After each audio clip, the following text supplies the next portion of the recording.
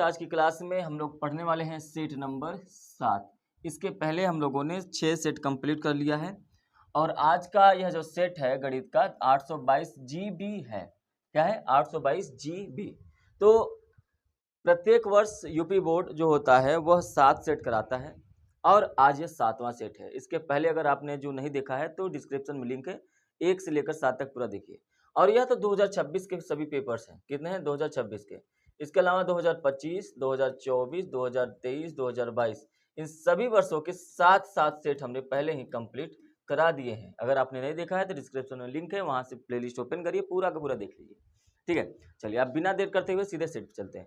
यहाँ पर जो निर्देश दिए गए हैं, ये निर्देश के विषय में सभी चीजें जो भी लिखी गई हैं, सेट नंबर फर्स्ट में जाकर आप अच्छे से देखिए। वहां पर मैंने इसको बहुत ही विस्तार से अच्छे से समझाया हुआ है।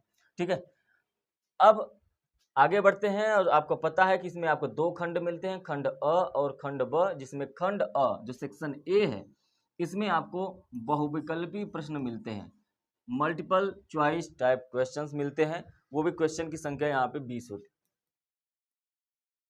है। यह आपको OMR शीट पे फिल करना होता है। आपको OMR शीट मिलता है, आपको क्वेश्चन मिलते हैं। क्वेश्चन में 4 ऑप्शन मिलते हैं, ABCD, और इसमें से आप हल करने के बाद जो ऑप्शन सही रहता है, मान लीजिए सी ऑप्शन सही है तो सी वाले को से फिल कर देंगे। तो यहाँ पर एग्जामिनर को कोई लेना देना नहीं होता है कि आपने ऐसे प्रश्नों को कैसे हल किया है, क्या किया है, कोई फर्क नहीं पड़ता है। बस ये ध्यान देना होता है कि आपने OMR शीट में 20 MCQ को अच्छे से फिल किया है कि नहीं किया है। ठीक है, चलिए। तो ऐसे में आपको यहाँ पर जो होता है, जितना कम हो सके उतना कम स्टेप को फॉलो करिए, जितना कम हो सके उतने अपने दिमाग में ही क्वेश्चन को हल करने की कोशिश करिए और डायरेक्ट आंसर पे आ जाइए। ठीक है, चलिए। सबसे पहले पहला प्रश्न क्या दे रखा है? संख्या 3, 8, 2, 5। क्या दे रखा है? 3, 8, 2, 5। अगर ये संख्या है तो कह रहा है इसका अभाज्य गुणनखंड क्या होगा भाई? देखिए सभी में 3, 5 है, इसका मतलब है 3 और 5 से ही कटेगा। तो 3 से अगर काटें, ठीक है, 3 से काटेंगे तो क्या हो जाएगा? 3 1 हो जाएगा, 3 दूना 6, 3 चौका 12 हो जाएगा। ये 3 से नहीं कटेगा क्या? 5 2 7, 3 10, 8 18 कट जाएगा, 3 कम 3 हो जाएगा, 3 दूना 6 हो जाएगा। फिर उसके बाद ये 3 और 3 से 21 हो जाएगा, और उसके बाद 3 5 15 हो जाएगा। फिर ये 3 से कटेगा, 3 चौका 12 हो जाएगा, 3 दूना 6 हो जाएगा, 3 5 15 हो जाएगा। अब ये 5 से जाएगा, 5 8 40 हो जाएगा। ठीक है, उसके बाद 5 5 25 हो जाएगा। फिर ये 5 से जाएगा, 17 हो जाएगा। अब कुल मिला के जिसमें 17 आया हो, 17 किस में आया है? 17 यहाँ पे आया है। और अगर आप ध्यान से देखें तो 3 गुणे 3 मतलब 3 का स्क्वायर, 5 गुणे 5 मतलब 5 का स्क्वायर, और उसके बाद 17 मतलब 17, मतलब ऑप्शन नंबर बी इसका बिल्कुल राइट आंसर हो जाएगा। ऑप्शन नंबर कौन सही हो जाएगा? ऑप्शन नंबर बी इसका राइट आंसर होगा। ठीक है, आगे बढ़ते हैं और अगला प्रश्न देखते हैं। कह रहा है कि यदि बिंदु P तथा Q की मूल बिंदु से दूरी क्या होता है? ये तो आपको पता ही होगा कि अंडर रूट में P square plus Q square, यही आपका मूल बिंदु से दूरी होता है। तो ऐसे केस में कौन सा ऑप्शन सही हो जाएगा? आपका ऑप्शन नंबर बी सही हो जाएगा। यहाँ पे 2 गुणे हैं, यहाँ पे 2, ये तो दोनों गलत ही हो जाएंगे क्योंकि स्क्वायर होता है तो इसमें स्क्वायर नहीं है, और यहाँ पे 2 गुणे होता है तो 2 गुणे का कोई रोल नहीं होता है इसमें। तो एक ही ऑप्शन बचा, ऑप्शन नंबर बी। आगे बढ़ते हैं, प्रश्न नंबर तीसरा देखिए क्या कह रहा है। प्रश्न नंबर तीसरा देखिए, कह रहा है कि यदि tan थीटा बराबर पी बटा क्यू। अब आप एक चीज ध्यान से देखिए, ऐसे प्रश्नों को बहुत ही आसानी से हल कर सकते हैं। tan थीटा बराबर क्या होता है? तो आप कहेंगे लंब बटा आधार होता है। क्या होता है? लंब बटा आधार। अब जाहिर सी बात है, अगर कोई समकोण त्रिभुज है उसमें आपको लंब पता हो गया और आधार पता हो गया, तो जाहिर सी बात है कर्ण जो भी होगा वो आपको सामने दिखाई देगा। अब यहाँ पर सेक थीटा बराबर क्या होता है? तो कहेंगे सेक थीटा बराबर क्या होता है? तो कहेंगे कि ये हो जाता है आपका कर्ण बटे में क्या हो जाता है? आधार। कर्ण बटे में आधार।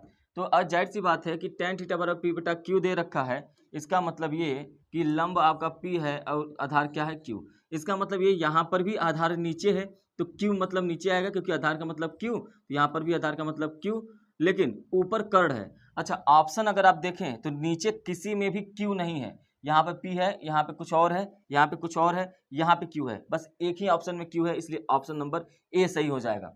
इसके आगे बढ़ने की कोई जरूरत है भी नहीं। लेकिन अगर मान लीजिए किसी और भी ऑप्शन में क्यू होता, मान लीजिए यहाँ पर भी क्यू ऐसे लिखा गया होता, तो आप एक चीज देखते हैं कि अगर हमको पी क्यू लंब आधार पता है तो ये क्या है? अंडर रूट में P square Q square, P square Q square, P square Q square, हर जगह मतलब यही कर्ण है। तो जाहिर सी बात है कर्ण ऊपर आएगा, तो कर्ण यहाँ पे P square plus Q square है। जो अलग दिखेगा वही हमारा क्या हो जाएगा, कर्ण हो जाएगा। बाकी लंब आधार तो हमको पता है।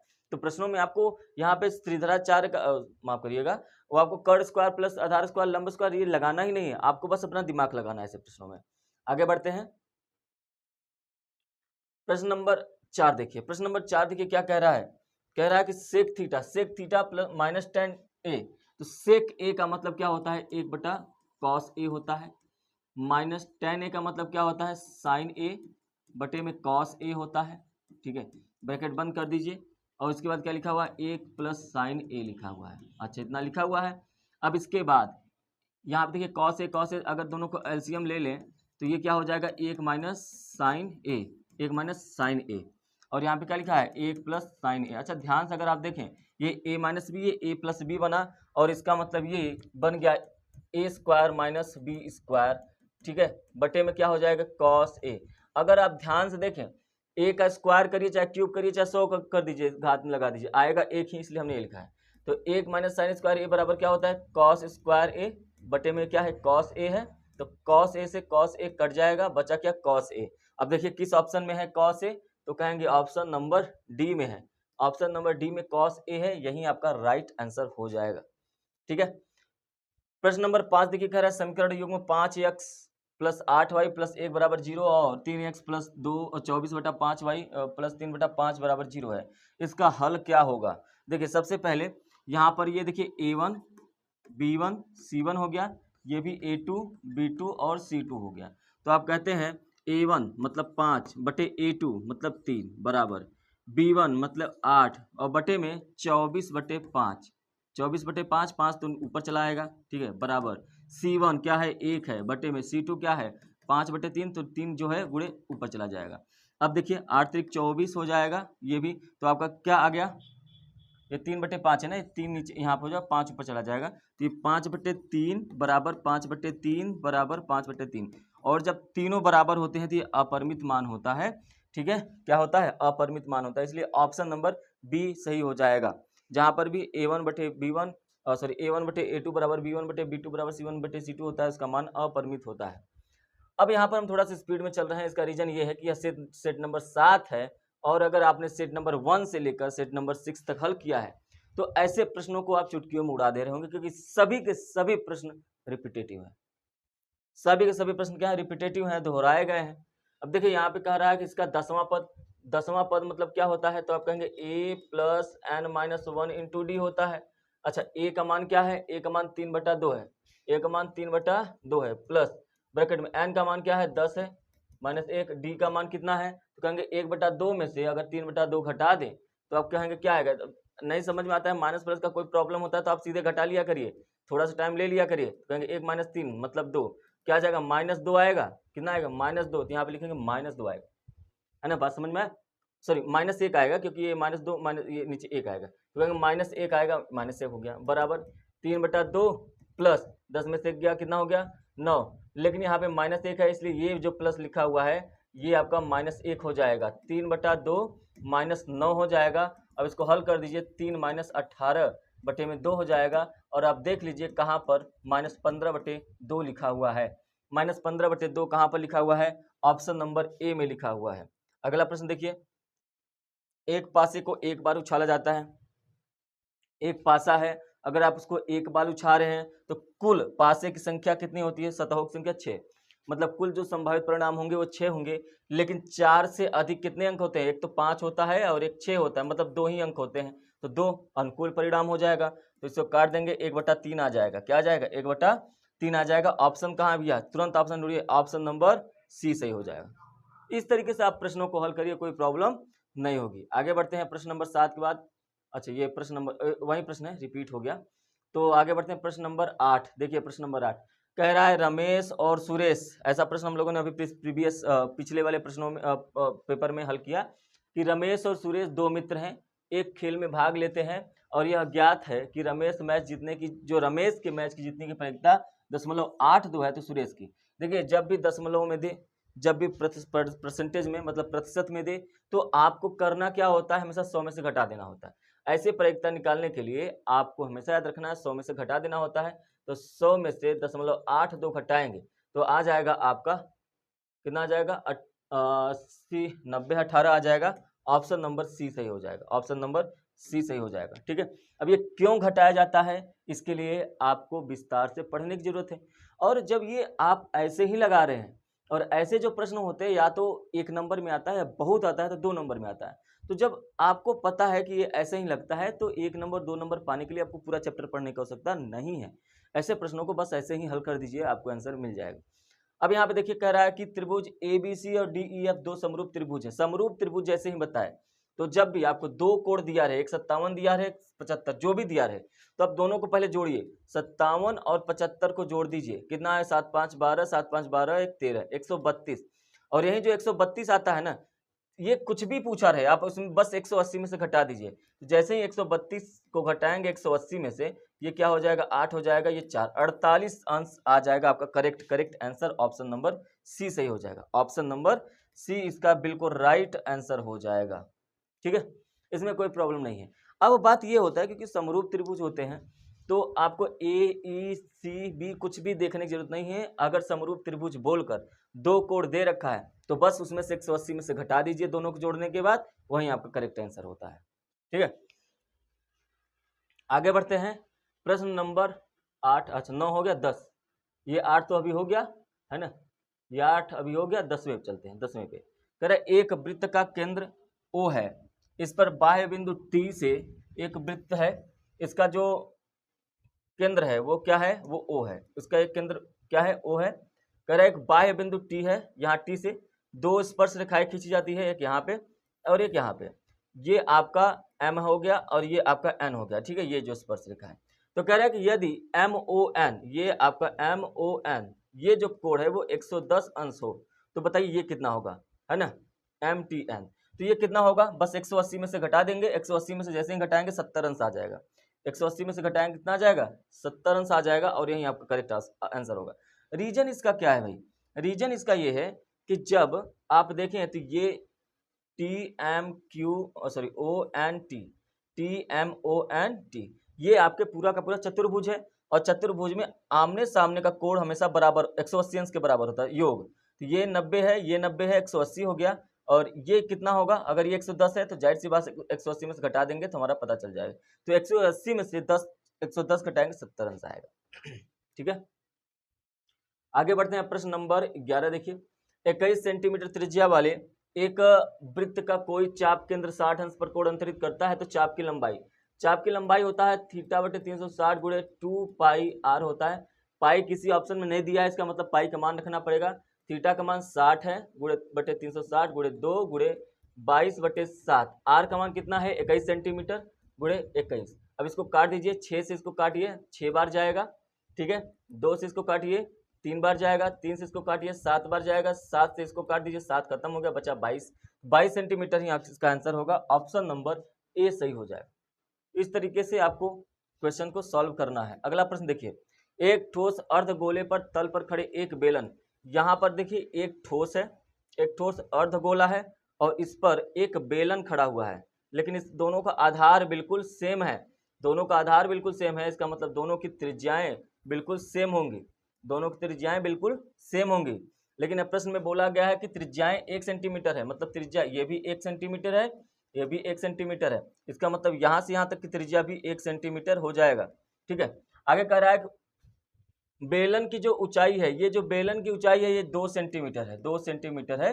तो कह रहा है इस ठोस का संपूर्ण पृष्ठीय क्षेत्रफल क्या होगा। देखिए, इस ठोस का जो संपूर्ण पृष्ठीय क्षेत्रफल होगा, बहुत ही ध्यान समझ लीजिए एक बार, ये जो गोला है इसका वक्र पृष्ठ आप निकाल लीजिए, जिसको हम कहते हैं 2 पाई r और स्क्वायर, और उसके बाद ये जो बेलन है इसका वक्र पृष्ठ निकालेंगे। देखिए, वक्र पृष्ठ का मतलब ये बगल बगल वाला पूरा होता है, लेकिन इसका संपूर्ण पृष्ठ क्षेत्रफल निकालना तो ये ऊपर जो एक अलग से वृत्त है इसको भी आपको जोड़ना पड़ेगा।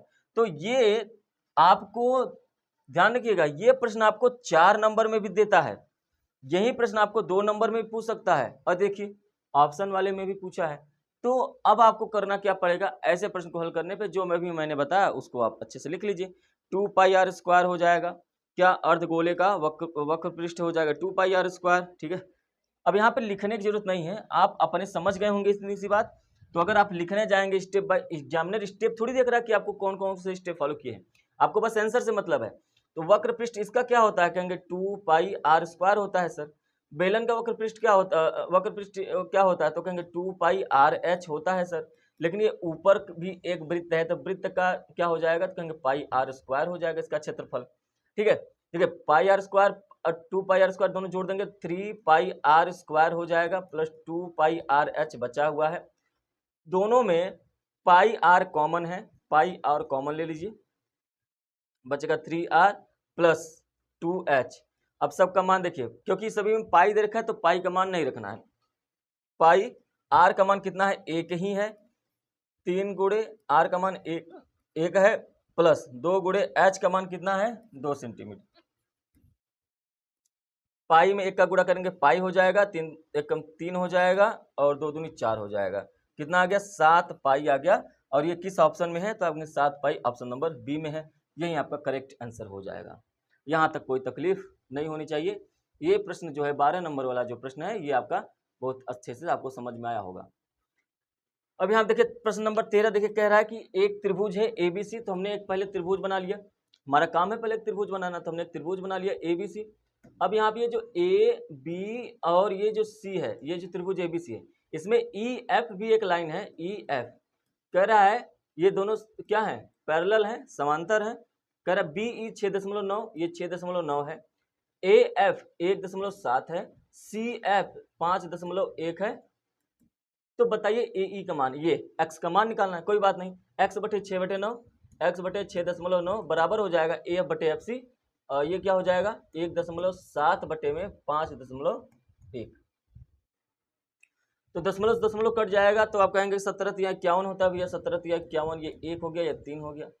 अब आप 3 से इसको भी काट दीजिए, 3 दूना 6, 3 त्रिका 9 हो जाएगा। एक्स बराबर आ गया 2.3 सेंटीमीटर। 2.3 सेंटीमीटर कहाँ पे है, option number D. Option number D इसका करेक्ट आंसर हो जाएगा। उम्मीद है कि ये प्रश्न अच्छे से समझ में आया होगा, है ना। अगर आपको लग रहा हो कि थोड़ा सा स्पीड ज़्यादा हो गया है, तो आप ये मान के चलिए कि आप सेट नंबर फर्स्ट से लेकर सेट नंबर 6 तक आप लोगों ने सॉल्व नहीं किया है।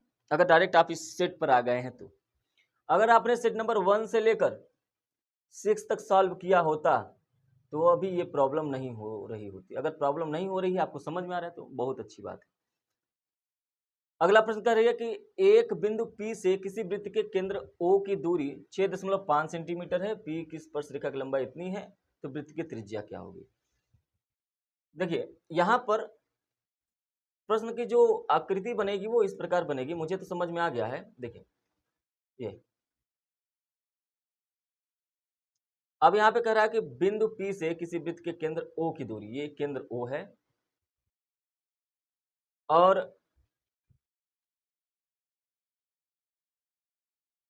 P हो गया, ये 6 दे रखा है, तो आप इसे Q कर लीजिए। और ये 6.5 क्या दे रखा है भैया, ये 90 डिग्री का कोण है, तो 6.5 P से किसी वृत्त के केंद्र O की दूरी 6.5, तो कर्ण 6.5 दे रखा है, आधार आपका क्या दे रखा है, 6 दे रखा है, लंब निकालना है। इसका मतलब 6.5 का स्क्वायर में से आपको 6 का स्क्वायर घटाना होगा, जो भी आएगा वही आपका आंसर हो जाएगा, x का स्क्वायर। यहाँ पर अगर ये 4225 65 का स्क्वायर होता, लेकिन ये 6.5 था, 2 अंक पे दशमलव लगाना पड़ेगा, -6 का स्क्वायर 36 होता है, बराबर में x का स्क्वायर हो जाएगा। अभी इसको आपको घटाना पड़ेगा, अभी आपको इसको घटाना पड़ेगा, तो आप कहेंगे कि ठीक है सर घटाते हैं। ये 36 - 0 0 हो जाएगा, 5 2 दशमलव 12 में 6 गया 6 आएगा, और ये बस 6.25 बराबर x स्क्वायर। 625 जो होता है ना, वो 25 का स्क्वायर होता है। अब आपको इसको इसका ज़्यादा सॉल्व नहीं करना है, 25 का स्क्वायर होता है, इसका मतलब ऑप्शन नंबर सी सही हो जाएगा। बस आप एग्जामिनर को देखना था कि आपने कौन सा आंसर टिक किया था। ठीक है, आगे बढ़ते हैं। प्रश्न नंबर 15, किसी विशेष समय एक पेड़ की छाया की लंबाई उसकी ऊंचाई के बराबर है। कोई विशेष समय है, अब कौन समय है इससे लेना देना हमको नहीं है। एक विशेष समय है, कह रहा है कि इस समय ये जो पेड़ है इसकी जो छाया है x और इसकी जो ऊंचाई है ये दोनों आपस में बराबर हो जाते हैं। बताइए ये थीटा कितना होगा, तो कहेंगे थीटा बराबर लंब बटे आधार, लंब बटे में आधार, लंब कितना है h और ये कितना है x, तो कहेंगे tan कितने अंश का मान रखें कि ये 1 हो जाए, जिससे कि x का इधर गुणा करने पे x बराबर h हो जाए। तो कहेंगे ये हो जाएगा 1। 45 अंश रखेंगे तो x बराबर h आ जाएगा, इसलिए आपको 45 अंश मतलब ऑप्शन नंबर बी इसका सही हो जाएगा। ऑप्शन नंबर बी इसका बिल्कुल राइट आंसर होगा। प्रश्न नंबर 16 कह रहा है 2 tan स्क्वायर 45 अंश, 2 tan स्क्वायर 45 अंश का मतलब 1 का स्क्वायर प्लस sec स्क्वायर 30 अंश मतलब अंडर रूट 3/2 का होल स्क्वायर माइनस 2 गुणे cos 0 अंश का मान 1 होता है तो 1 का स्क्वायर कर लीजिए। आगे इसको सॉल्व करेंगे तो ये हो जाएगा आपका 2 प्लस 3/4 हो जाएगा माइनस ये कितना हो जाएगा 2 हो जाएगा। ठीक है, इससे ये कट जाएगा, प्लस माइनस बचा 3/4। ऑप्शन नंबर सी इसका राइट आंसर हो जाएगा, 3/4। ठीक है, कोई प्रॉब्लम ना होने पाए, इसलिए आप ऐसे प्रश्नों को बहुत अच्छे से हल कर लीजिए। प्रश्न नंबर 17 देखिए, कह रहा है एक्स स्क्वायर, ये तो प्रश्न 2-3 बार हो गया। एक्स स्क्वायर माइनस 5 बराबर 0 करेंगे तो एक्स स्क्वायर माइनस 5 उधर जाएगा, प्लस 5 हो जाएगा। लेकिन जब एक्स बराबर निकालेंगे तो अंडर रूट में 5 हो जाएगा। लेकिन ध्यान रखेंगे कि ये प्लस में होगा कि माइनस में होगा कि दोनों में होगा। क्या यहाँ पे ऑप्शन नंबर सी सही होगा? यही चीज आपको समझना पड़ेगा। अगर ऐसे प्रश्नों में आपने गलत कर दिया तो क्या हो जाएगा समस्या। अब देखिए, अगर इसके शून्यक अगर आपने एक बार माइनस अंडर रूट 5 माना है तो इसका मतलब अगर आप यहाँ पे रखेंगे तो ये 5 हो जाएगा और ये 0 हो जाएगा। लेकिन अगर आपने 0 माना तो इसका जो शून्यक आएगा वो -5 आएगा। अब वहां पर समस्या हो जाएगी क्योंकि 0 लाना है। तो वही चीज तो यहाँ पर भी है। अब आपके पास दो ऑप्शन, या तो प्लस माइनस 5 या तो अंडर रूट में प्लस माइनस 5। तो अगर प्लस माइनस 5 करते हैं तो वो आपका 25 5 वो 20 के करीब जाएगा। तो एक ही ऑप्शन बचता है, ऑप्शन नंबर सी सही हो जाएगा, प्लस माइनस। और वैसे भी ये स्क्वायर में था, ये अंडर रूट में इधर आया है, तो प्लस माइनस दोनों में कोई फर्क नहीं पड़ेगा क्योंकि यहाँ पे ये स्क्वायर में है। तो प्लस का भी स्क्वायर करेंगे तो प्लस होता है, माइनस का भी स्क्वायर करेंगे तो भी वो प्लस ही हो जाएगा। ठीक है, ऑप्शन नंबर सी सही हो जाएगा। प्रश्न नंबर 18 पे चलते हैं। प्रश्न नंबर 18 कह रहा है कि दो संपूरक कोणों में बड़ा कोण छोटे कोण से 22 अंश अधिक है। अब देखिए, दो कोण है, संपूरक कोण का मतलब होता है दोनों कोणों का योग 180 अंश के बराबर होना चाहिए।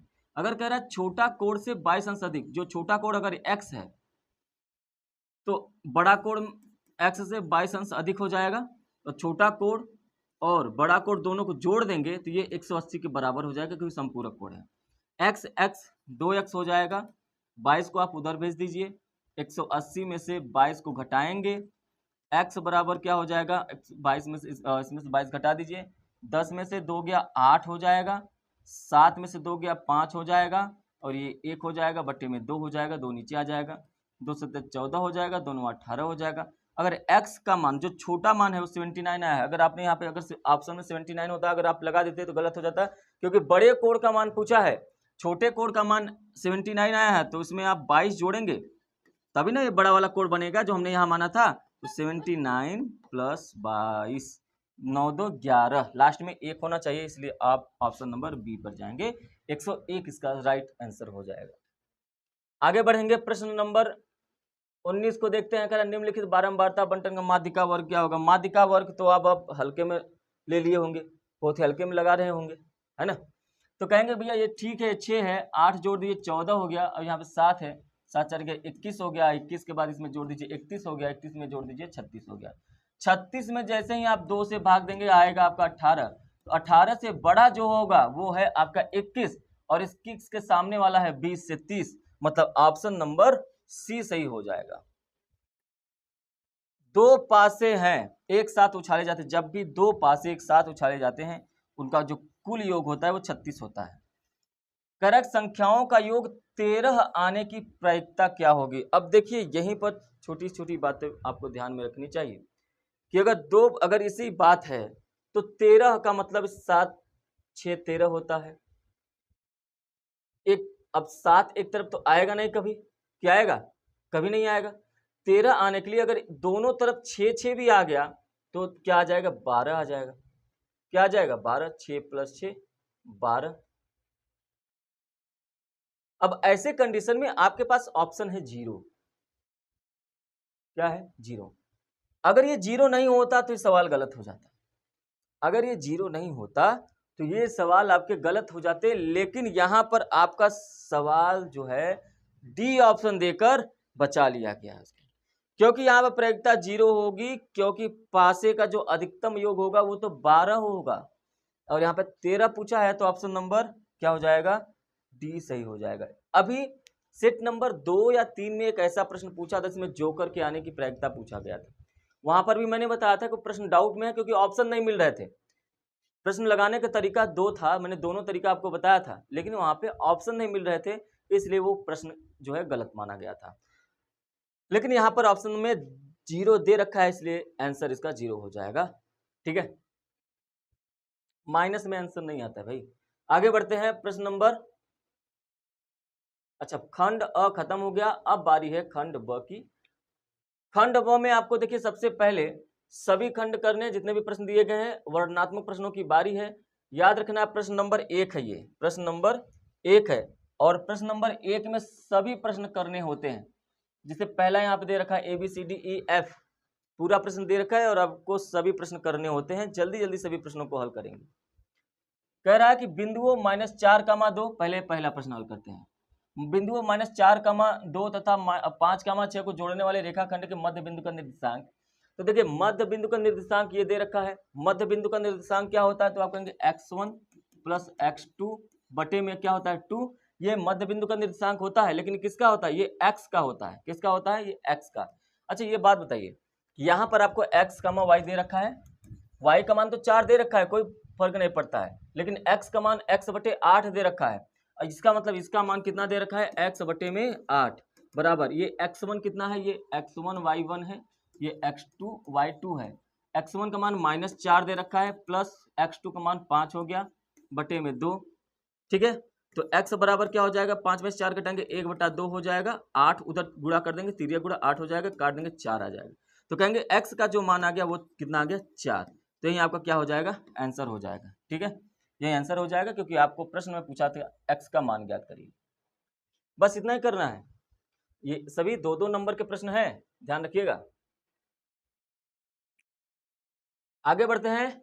y अक्ष पर वह बिंदु ज्ञात कीजिए जो बिंदुओं 2,-5 और -2,9 से समदूरस्थ हो।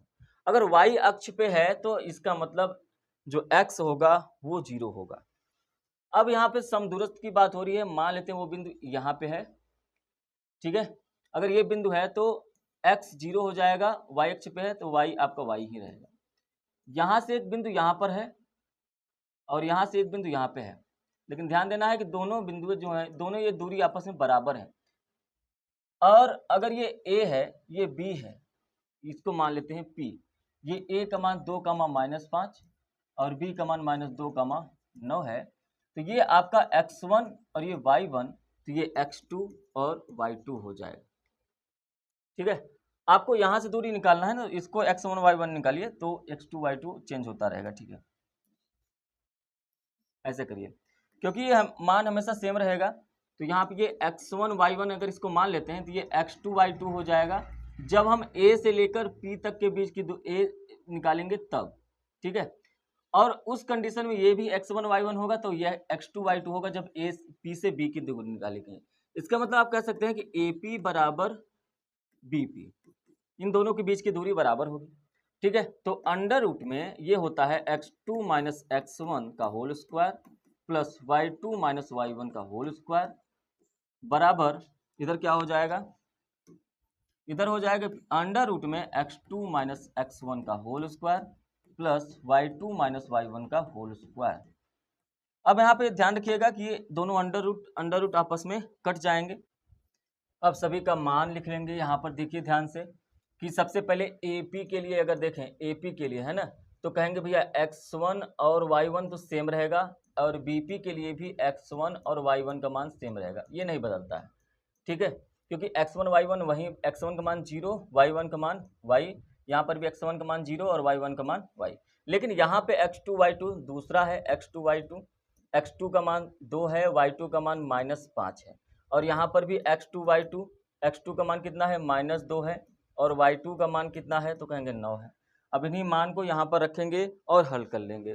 देखिए अब आपको पता ही है कि ये दोनों करड़ी आपस में क्या हो जाएंगे, कट जाएंगे। x2 का मान, ये AP का तो x2 का 2 है, 2 माइनस x1 का मान 0 है, इसका होल स्क्वायर, प्लस y2 का मान कितना है, -5 है, -5 माइनस y1 का मान y है, इसका होल स्क्वायर बराबर, यहाँ पे x2 का मान कितना है तो कहेंगे -2 है भैया, -2, ठीक है, -2 माइनस x1 का मान 0 है, इसका होल स्क्वायर। उसके बाद क्या है ये प्लस, ये क्या हो जाएगा y2 माइनस y1, y2 का मान कितना है तो कहेंगे 9 माइनस y1 का मान y है, इसका होल स्क्वायर।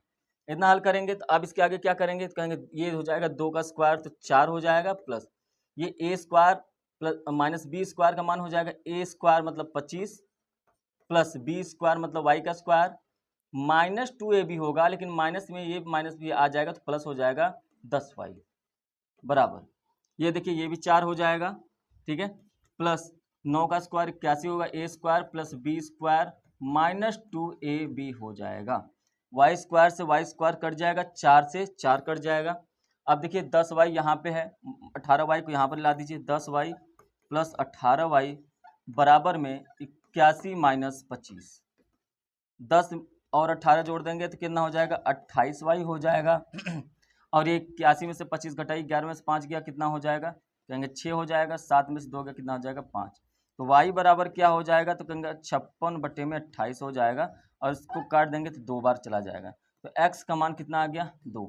और आपसे x अक्ष पर यही बिंदु पूछा था, कौन सा बिंदु, 0, y, इसका मतलब यहाँ पर x का जो मान आया है, यहाँ पर देखिए जो x का मान आया है वो कितना आ गया, सॉरी y, तभी तो क्योंकि x तो 0 हो जाएगा ना, तो y बराबर 2 आ गया, तो y बराबर कितना आ गया 2, और जो बिंदु है 0, y था, इसलिए बिंदु बन गया 0, 2, यही आपका क्या हो जाएगा आंसर हो जाएगा, यही आपका क्या हो जाएगा आंसर हो जाएगा। आगे बढ़ते हैं, प्रश्न नंबर सी देखिए, कह रहा है कि एक घनाकार ठोस की भुजा 5 सेंटीमीटर है, एक घनाकार ठोस है जिसकी भुजा 5 सेंटीमीटर है, लीजिए एक घनाकार ठोस हमने बना दिया, इसकी जो भुजा है वो 5 सेंटीमीटर है। आगे कहा जा रहा है इसके ऊपरी तल पर एक 4.2 सेंटीमीटर व्यास का अर्धगोला है, 4.2 सेंटीमीटर व्यास का एक अर्धगोला है, इसके ऊपर एक अर्धगोला बनाया जाएगा भाई,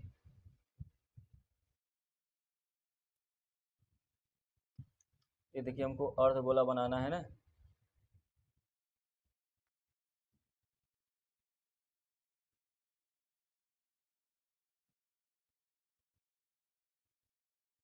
अब इसके ऊपर हमने एक ऐसा समझिए कि अर्धगोला मतलब एक कटोरा है, उसके ऊपर हमने इसे रख दिया, इस प्रकार रखा है कि दोनों के तल मिले हो, मतलब इसी पर रख दिया गया। अभी इस बात को अभी आप समझाएंगे, बहुत ही अच्छे से आपको समझ में आएगा।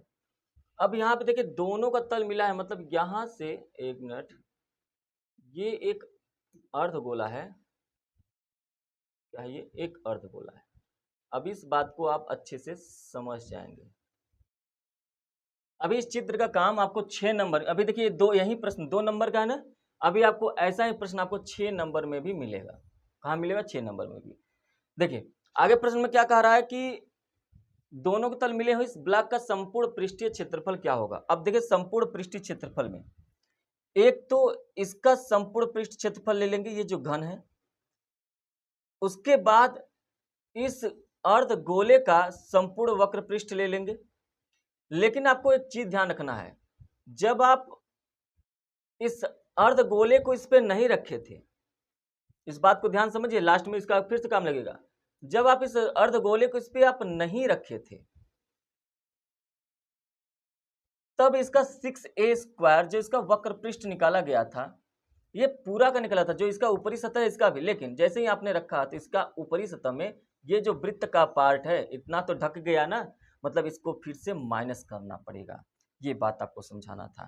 तो यही चीज है, आप लिखेंगे इस ब्लॉक का संपूर्ण पृष्ठीय क्षेत्रफल, संपूर्ण पृष्ठीय क्षेत्रफल बराबर, सबसे पहले उस ब्लॉक में इस घन का संपूर्ण पृष्ठीय क्षेत्रफल, इस घन का संपूर्ण पृष्ठीय क्षेत्रफल घन का संपूर्ण पृष्ठीय क्षेत्रफल प्लस अर्धगोले का वक्र पृष्ठ, अर्धगोले का वक्र पृष्ठ, लेकिन आपको माइनस करना पड़ेगा अर्धगोले के आधार का, अर्धगोले के आधार का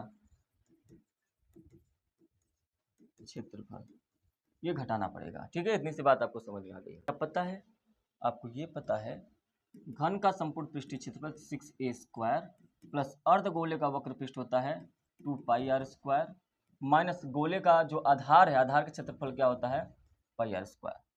अब देखिए 6a² प्लस 2πr² में से πr² घटाएंगे तो πr² बचेगा। 6 गुणे ए का मान कितना दे रखा है 5 सेंटीमीटर, 5 का स्क्वायर प्लस पाई का मान 22/7 है, आर का मान कितना है, व्यास आपका 4.2 है तो 4.2 का आधा करेंगे तो ये त्रिज्या के बराबर हो जाएगा, काट देंगे तो 2.1 आएगा, तो 2.1 गुणे 2.1 इतना आएगा। 5 का स्क्वायर 25 होता है, 25 गुणे 6 हो जाएगा प्लस इसको काट दीजिए, 7 तिरिक 21 होता है 0.3। अब यहाँ पे 22 गुणे 0.3 गुणे 2.1 बचा, नीचे कुछ नहीं बचा। 150 प्लस 13.86 दो स्थान पे होगा ना, ठीक है। अब इसको जोड़ देते हैं तो ये हो जाएगा 0.86, ये 3 5 1 6 163 संपूर्ण पृष्ठ है इतना सेंटीमीटर स्क्वायर। ठीक है, ये आपका आंसर हो जाएगा 163.86 सेंटीमीटर, यही आपका क्या हो जाएगा आंसर हो जाएगा। अब उम्मीद है कि ये प्रश्न आपको समझ में आया होगा। यही काम अभी हम एक और प्रश्न में करने वाले हैं जो 6 नंबर में दे रखा है। आगे बढ़ते हैं, प्रश्न नंबर डी देखिए, कह रहा निम्नलिखित बारंबारता बंटन से माध्यिका ज्ञात करिए। अब आपको क्या ज्ञात करना है, माध्यिका ज्ञात करना है। ये ठीक है, हम माध्यिका को ज्ञात करने वाले हैं। देखिए कैसे माध्यिका को ज्ञात करेंगे। यहाँ पर आपका है वर्ग अंतराल, इस टेबल को आपको बहुत ही अच्छे से स्केल से बनाना होता है एग्जाम में, वर्ग अंतराल, और अच्छे से लिखना भी होता है। मेरे तरह खराब राइटिंग में नहीं लिखेंगे आप लोग, ठीक है। यहाँ पे संचयी बारंबारता होता है, ये बारंबारता कितना दे रखा है 0 से 10, 10 से 20, 20 से 30, 30 से 40, 40 से 50, बस बारंबारता में क्या दे रखा है 6, 8, 18, 14 और 4 दे रखा है। अब आपको CF निकालना होता है। CF कैसे निकालते हैं, 6 को लिखिए यहाँ पे 6, 6 में 8 जोड़िए 14, 14 में 18 जोड़िए 8 4 12, 1 1 2 1 3, 32 में 14 जोड़ दीजिए 4 2 6, 3 हो गया 46 में 4 जोड़ दीजिए 50। ये जो 50 आया है ना, ये n के बराबर होता है। आपसे पूछा है माध्यिका, माध्यिका का जो फार्मूला होता है वो ध्यान में रखिए कि माध्यिका बराबर होता है L प्लस ब्रैकेट में n/2 माइनस CF बटे में F इंटू H। अब आपको ये सभी का मान पता है और पता होना चाहिए, तो आप कहेंगे भैया ठीक है। सबसे पहले ये जो n/2 होता है, मतलब 50/2 निकालना होता है, इसको काटेंगे 25 आया। ये जो 25 आता है, देखिए किन दो संचयी बारंबारता के बीच में है, कहेंगे 14 और 32 के बीच में है। तो ये जो 14 जो छोटा वाला मान होता है ये आपका CF होता है, तो आपको CF पता चल गया 14 होगा। जो बड़ा वाला मान होता है उसके सामने वाला F होता है, इसके सामने वाला, तो कहेंगे F का जो मान आया वो 18 हो गया।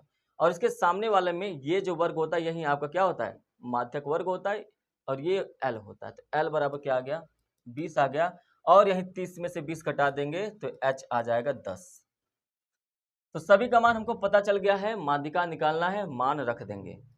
मान रखेंगे L का मान कितना आया भैया, L का मान 20 आया है, प्लस n/2 का मान 25 आया है यहाँ पे देखिए, माइनस CF का मान कितना आया है 14 आया है, बटे में F का मान कितना आया है 18 आया है, गुणे H का मान कितना आया है 10 आया है, बराबर 20 प्लस 25 में से 14 आप घटा दीजिए, ये कितना बचेगा, 5 में से 4 गया है कि 11/18 गुणे 10, काट दीजिए, काटना है 2 पंचे 10, 2 9 18, कितना हो जाएगा भैया 180, एलसीएम ले लेंगे 180 प्लस 55/9, 9 का गुणा हमने 20 में कर दिया 180 हो गया, प्लस लगा दिया, 11 में 5 का गुणा कर दिया 55 हो गया। आगे हल करेंगे 180, सॉरी अब यहाँ पे तो अब आगे क्या करेंगे, ये हो जाएगा आपका 5 8 5 13 3 हाथ में 1 हो लगेगा और 1 1 2 हो जाएगा 235/9। अब इसको भी आप काट दीजिए, इसको काटेंगे 9 दूनी 18, 5 बचा, 9 पचे 45, 9 छक्का 54 होता है, 54, 1 बचेगा, 9 कम 9 हो जाएगा 26.1, ठीक है 26.1 इसका आंसर हो जाएगा। तो उम्मीद है आपको ये माध्यिका निकालने आया। देखिए क्या है कि ये माध्यिका हम लोग जब से सेट सॉल्व कर रहे हैं और यहीं पर बस नहीं, यहाँ के अलावा हम लोग जहाँ से स्टार्ट किए हैं सन 2022 से, वहाँ से माध्यिका माध्यक हल करते चले आ रहे हैं। लेकिन आप तो इस वर्ष गए हैं, मैं सॉल्व करते आया हूँ, लेकिन इस वर्ष में सेट नंबर 1 से लेकर 7 तक तो आप सॉल्व करेंगे कम से कम। और यहाँ से अगर आप हल करते आते हैं तो माध्यिका कैसे निकाला जाता है, माध्यक कैसे निकाला जाता है, माध्य कैसे निकाला जाता है, बहुलक कैसे निकाला जाता है, प्रायिकता क्या होती है, हर एक चैप्टर को आपको अच्छे से मैं एक्सप्लेन कर देता हूं, जिससे चीजें आपको। आगे बढ़ते हैं नेक्स्ट प्रश्न पे। प्रश्न नंबर ई, तो ये कह रहा है कि सिद्ध कीजिए कि 5 + √3 एक अपरिमेय संख्या है। यहाँ पर देखिए एक अपरिमेय संख्या है, इसको प्रूव करना है तो सबसे पहले हम मानेंगे कि यह जो 5 + √3 लिखा हुआ है यह एक परिमेय संख्या है। ऐसा हम लोग हर सेट में मानते चले आ रहे हैं कि 5 + √3 परिमेय संख्या है। माना 5 + √3 एक परिमेय संख्या है, तो ऐसे में आप क्या कहेंगे कि 5 + √3 बराबर P/Q हो जाएगा, मतलब बटे में हो जाएगा, बटे में हो जाएगा, क्योंकि परिमेय संख्या बटे में होता है, हम ये मानते हैं और ये जानते भी हैं। और अगर परिमेय संख्या, लेकिन ध्यान रखना है कि नीचे 0 नहीं होना चाहिए, मतलब ये जो Q है ये 0 नहीं होना चाहिए। अब यही P/Q चाहे P + 4/Q लिखा हो, चाहे P + 38 का स्क्वायर बटे में Q + 30 लिखा हो, कुछ भी लिखा हो, लेकिन बटे में होना चाहिए, उसी को कहते हैं P/Q, उसी को कहते हैं परिमेय संख्या। अब संख्याएं या तो परिमेय होती हैं या तो अपरिमेय होती है, हमको प्रूव करना है अपरिमेय, लेकिन हम इसको मान लेते हैं कि ये परिमेय संख्या है और आगे चलकर ये बताएंगे कि ये परिमेय संख्या नहीं है। और अगर ये परिमेय संख्या नहीं है, अपरिमेय संख्या है, प्रूफ हो गया। यही चीज आगे बढ़ेंगे, 5 को हम लोग इधर भेज देंगे तो √3 तो एक परिमेय अपरिमेय संख्या होती है, 5 को हमने इधर भेजा -5 हो गया, √3 बराबर P - 5Q बटे में Q। अब अगर आप ध्यान से देखें तो ये √3 जो होता है, करड़ी में 3 जो होता है, ये एक अपरिमेय संख्या है, ये एक क्या है, एक अपरिमेय संख्या है। लेकिन यहाँ पर जो ये जो लिखा है हुआ है ये एक परिमेय संख्या है। क्या है, ये एक परिमेय संख्या है, ठीक है, अच्छी बात है सर, आपने सही बताया। तो लेकिन एक बात याद रखिएगा कि कभी भी अपरिमेय संख्या परिमेय संख्या के बराबर नहीं होती है।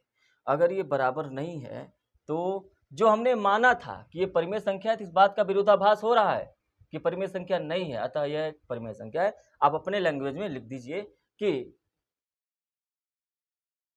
5 + √3 एक परिमेय संख्या नहीं है, परिमेय संख्या नहीं है, क्योंकि इस बात का विरोधाभास, इस बात का विरोधाभास हो रहा है या विरोध हो रहा है, विरोधाभास हो रहा है कि √3 एक अपरिमेय संख्या बराबर नहीं हो सकता है P - 5Q बटे में Q एक परिमेय संख्या।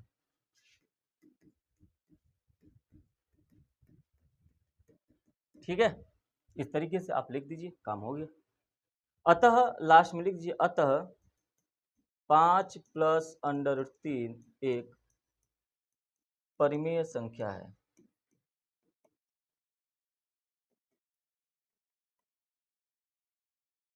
आगे बढ़ते हैं प्रश्न नंबर पहले का F। संख्याओं 272 और 1032 का आपको एलसीएम निकालना है। कोई पर्सन एलसीएम और एचसीएफ दोनों निकालना है। आप लिखिए गुणनखंड विधि से। कहीं बोला तो है नहीं किस विधि से निकालना है, तो आप किस विधि से निकालेंगे भैया? आप निकालेंगे गुणनखंड विधि से, जो सबसे सरल होता है। 272 बटे में 2 से काटिए, 1 2 3 6, 2 छक्का 12, फिर 2 से काटिए, 2 छक्का 12, 2 16, फिर 2 से काटिए, 2 3 6, 2 चौका 8, 2 से काटिए 17 बार 17, स्वयं 1 हो जाएगा। इधर क्या है 1032 है, ये भी 2 से कट जाएगा।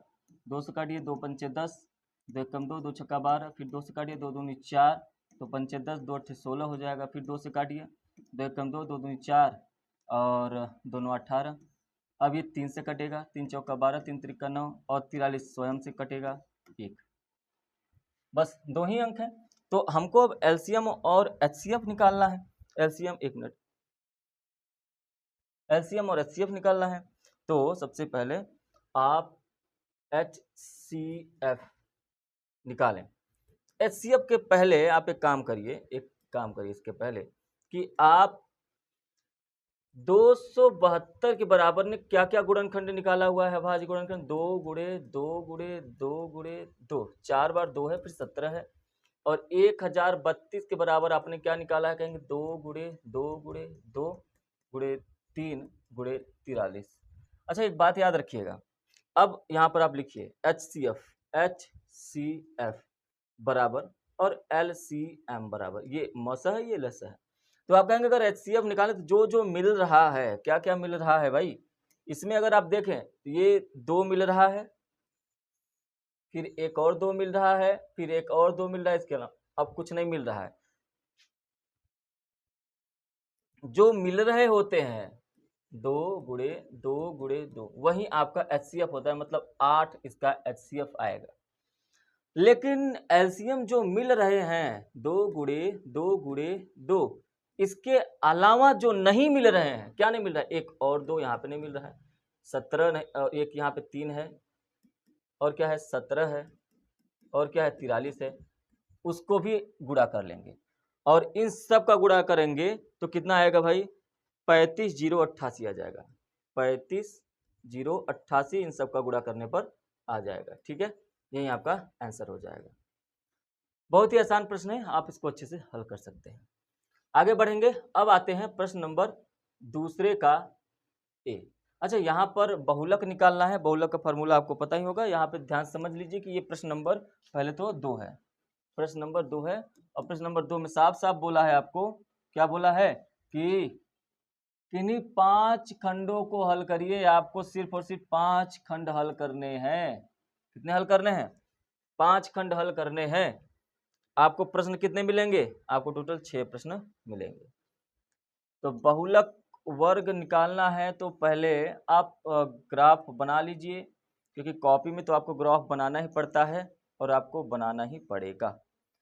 बना लीजिए भैया, हम भी बना लेते हैं आपके कहने के अनुसार, क्योंकि कॉपी में आपको बनाना नहीं, हमको तो ऐसे भी निकाल सकते थे। वर्ग अंतराल इसमें आ जाएगा, बारंबारता इसमें आ जाएगा। वर्ग अंतराल 0 से 10, 10 से 20, 20 से फिर कितना है 30 है, 30 से 40 है, 40 से कितना गया 50 गया, यहाँ तक पहुँच गया। ये कितना है 7, 9, 17, 21 और 16। बारंबारता निकालने के लिए बस इन्हीं दोनों का जरूरत होता है। इसके बाद हमको चाहिए फार्मूला, फार्मूला भी चाहिए हमको, और फार्मूला तो आपको याद रहना चाहिए। अब इसमें मैं कुछ नहीं कर सकता, तो आप कहेंगे कि बहुलक बराबर L प्लस ब्रैकेट में F1 माइनस F0 बटे में 2F1 minus F0 minus F2 into H। अब इसमें सबसे जो बड़ा है, इसमें जो सबसे बड़ा है, इसको थोड़ा सा इरेज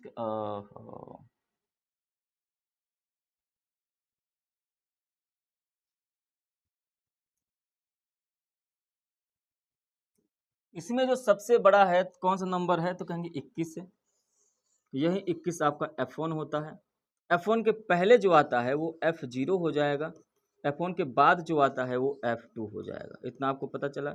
F1 के सामने वाला जस्ट ये आपका बहुलक वर्ग होता है, जिसमें से ये छोटा वाला आपका L होता है, और 40 में से 30 घटा देंगे, जो 10 आएगा वो आपका क्या हो जाएगा, H हो जाएगा। यहाँ तक किसी को प्रॉब्लम समस्या नहीं होनी चाहिए। F0 का मान कितना आ गया, कोई पूछेगा तो कहेंगे आपका मान आ गया 17। F0 का मान कितना आया है, 17 आया है। ठीक है, कोई समस्या यहाँ तक, कोई समस्या नहीं है। तो हल करते हैं इसको भाई। हल करके चेक कर लिया जाए कि L बराबर कितना आया, तो कहेंगे 10 आ गया। F1 का मान कितना आ गया, तो कहेंगे 21 आ गया। F2 का मान कितना आ गया, तो कहेंगे 16 आ गया।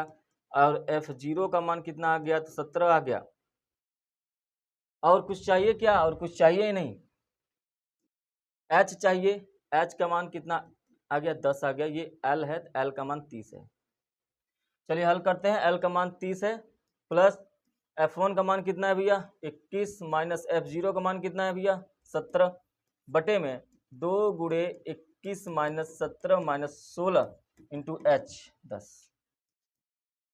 30 प्लस 7 5 12 होता है, तो आप कहेंगे कि यहाँ पे 4 बचेगा, ऊपर 21 में से 17 गया, यहाँ 42 और माइनस 6 6 12 और 7 6 13, 3 1 हो गया, और ये 3 33 इंटू 10।